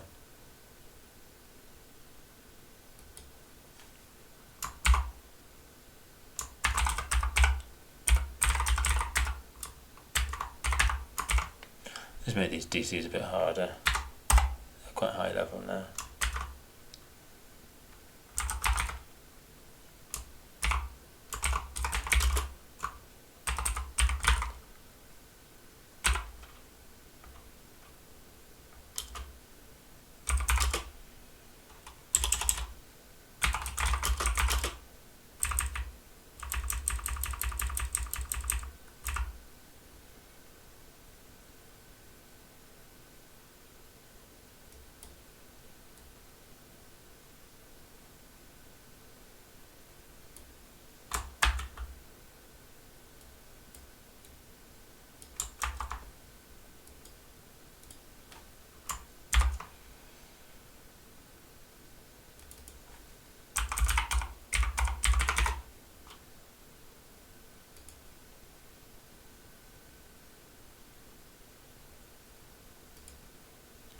When I fail, they tumble down as well. So the kind PC might try and block, and that stops them. The ones at the top getting it, the one above getting any damage.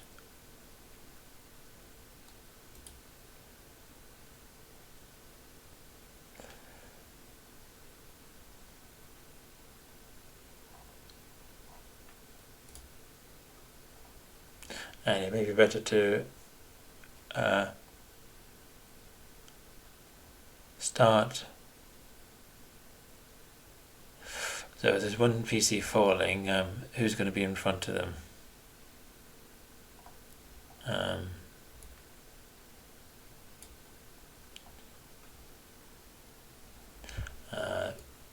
Maybe the we'll just maybe have a 50% chance that it will on a flat check they have to make the roll. So if they pass the flat check, they step down, don't have to make the roll, and the one above gets it. So let's do that. Yeah.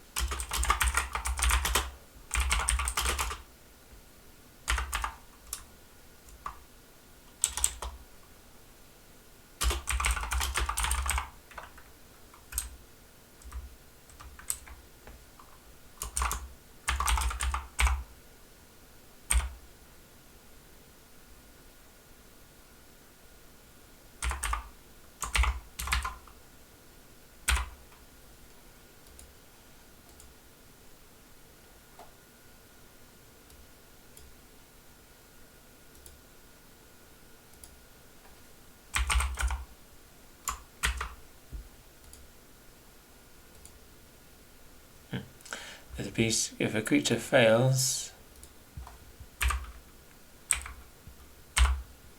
a DC level flat check, the hazards fraction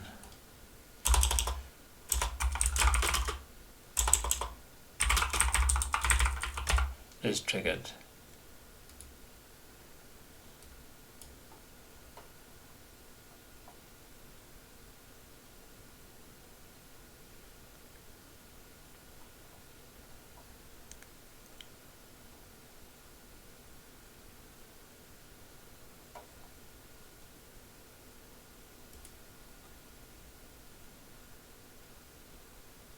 There's a creature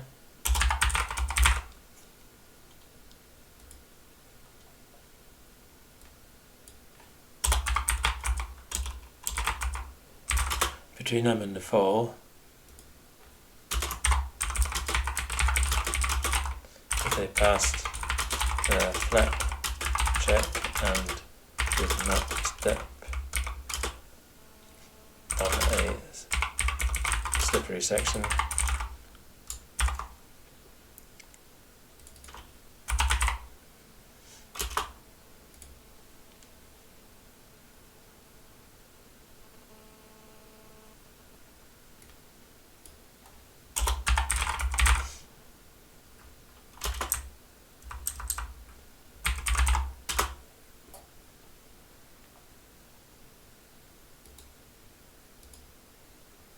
and that explains it.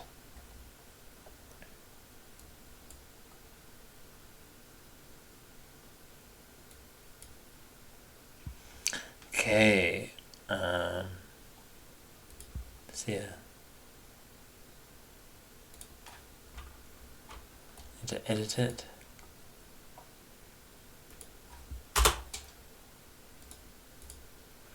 Can't help thinking I made a meal of that.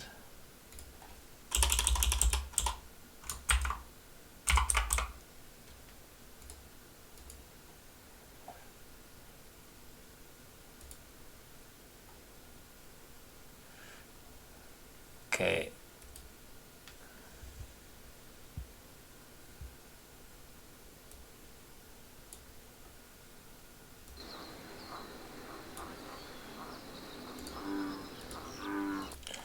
Slippery staircase.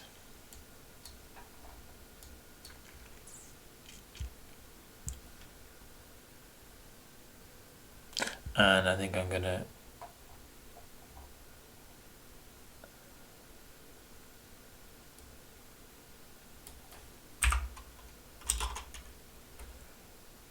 simply put the text, use the hazard text.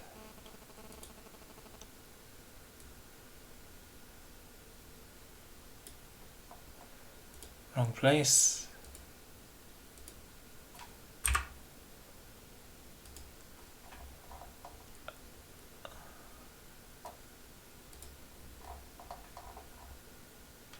I think that's it. I think we've done more than enough. We've done all the encounters of the swamp, and now to get in next time to get into the underground chambers. Thank you for your attention, and speak to you next time. Bye.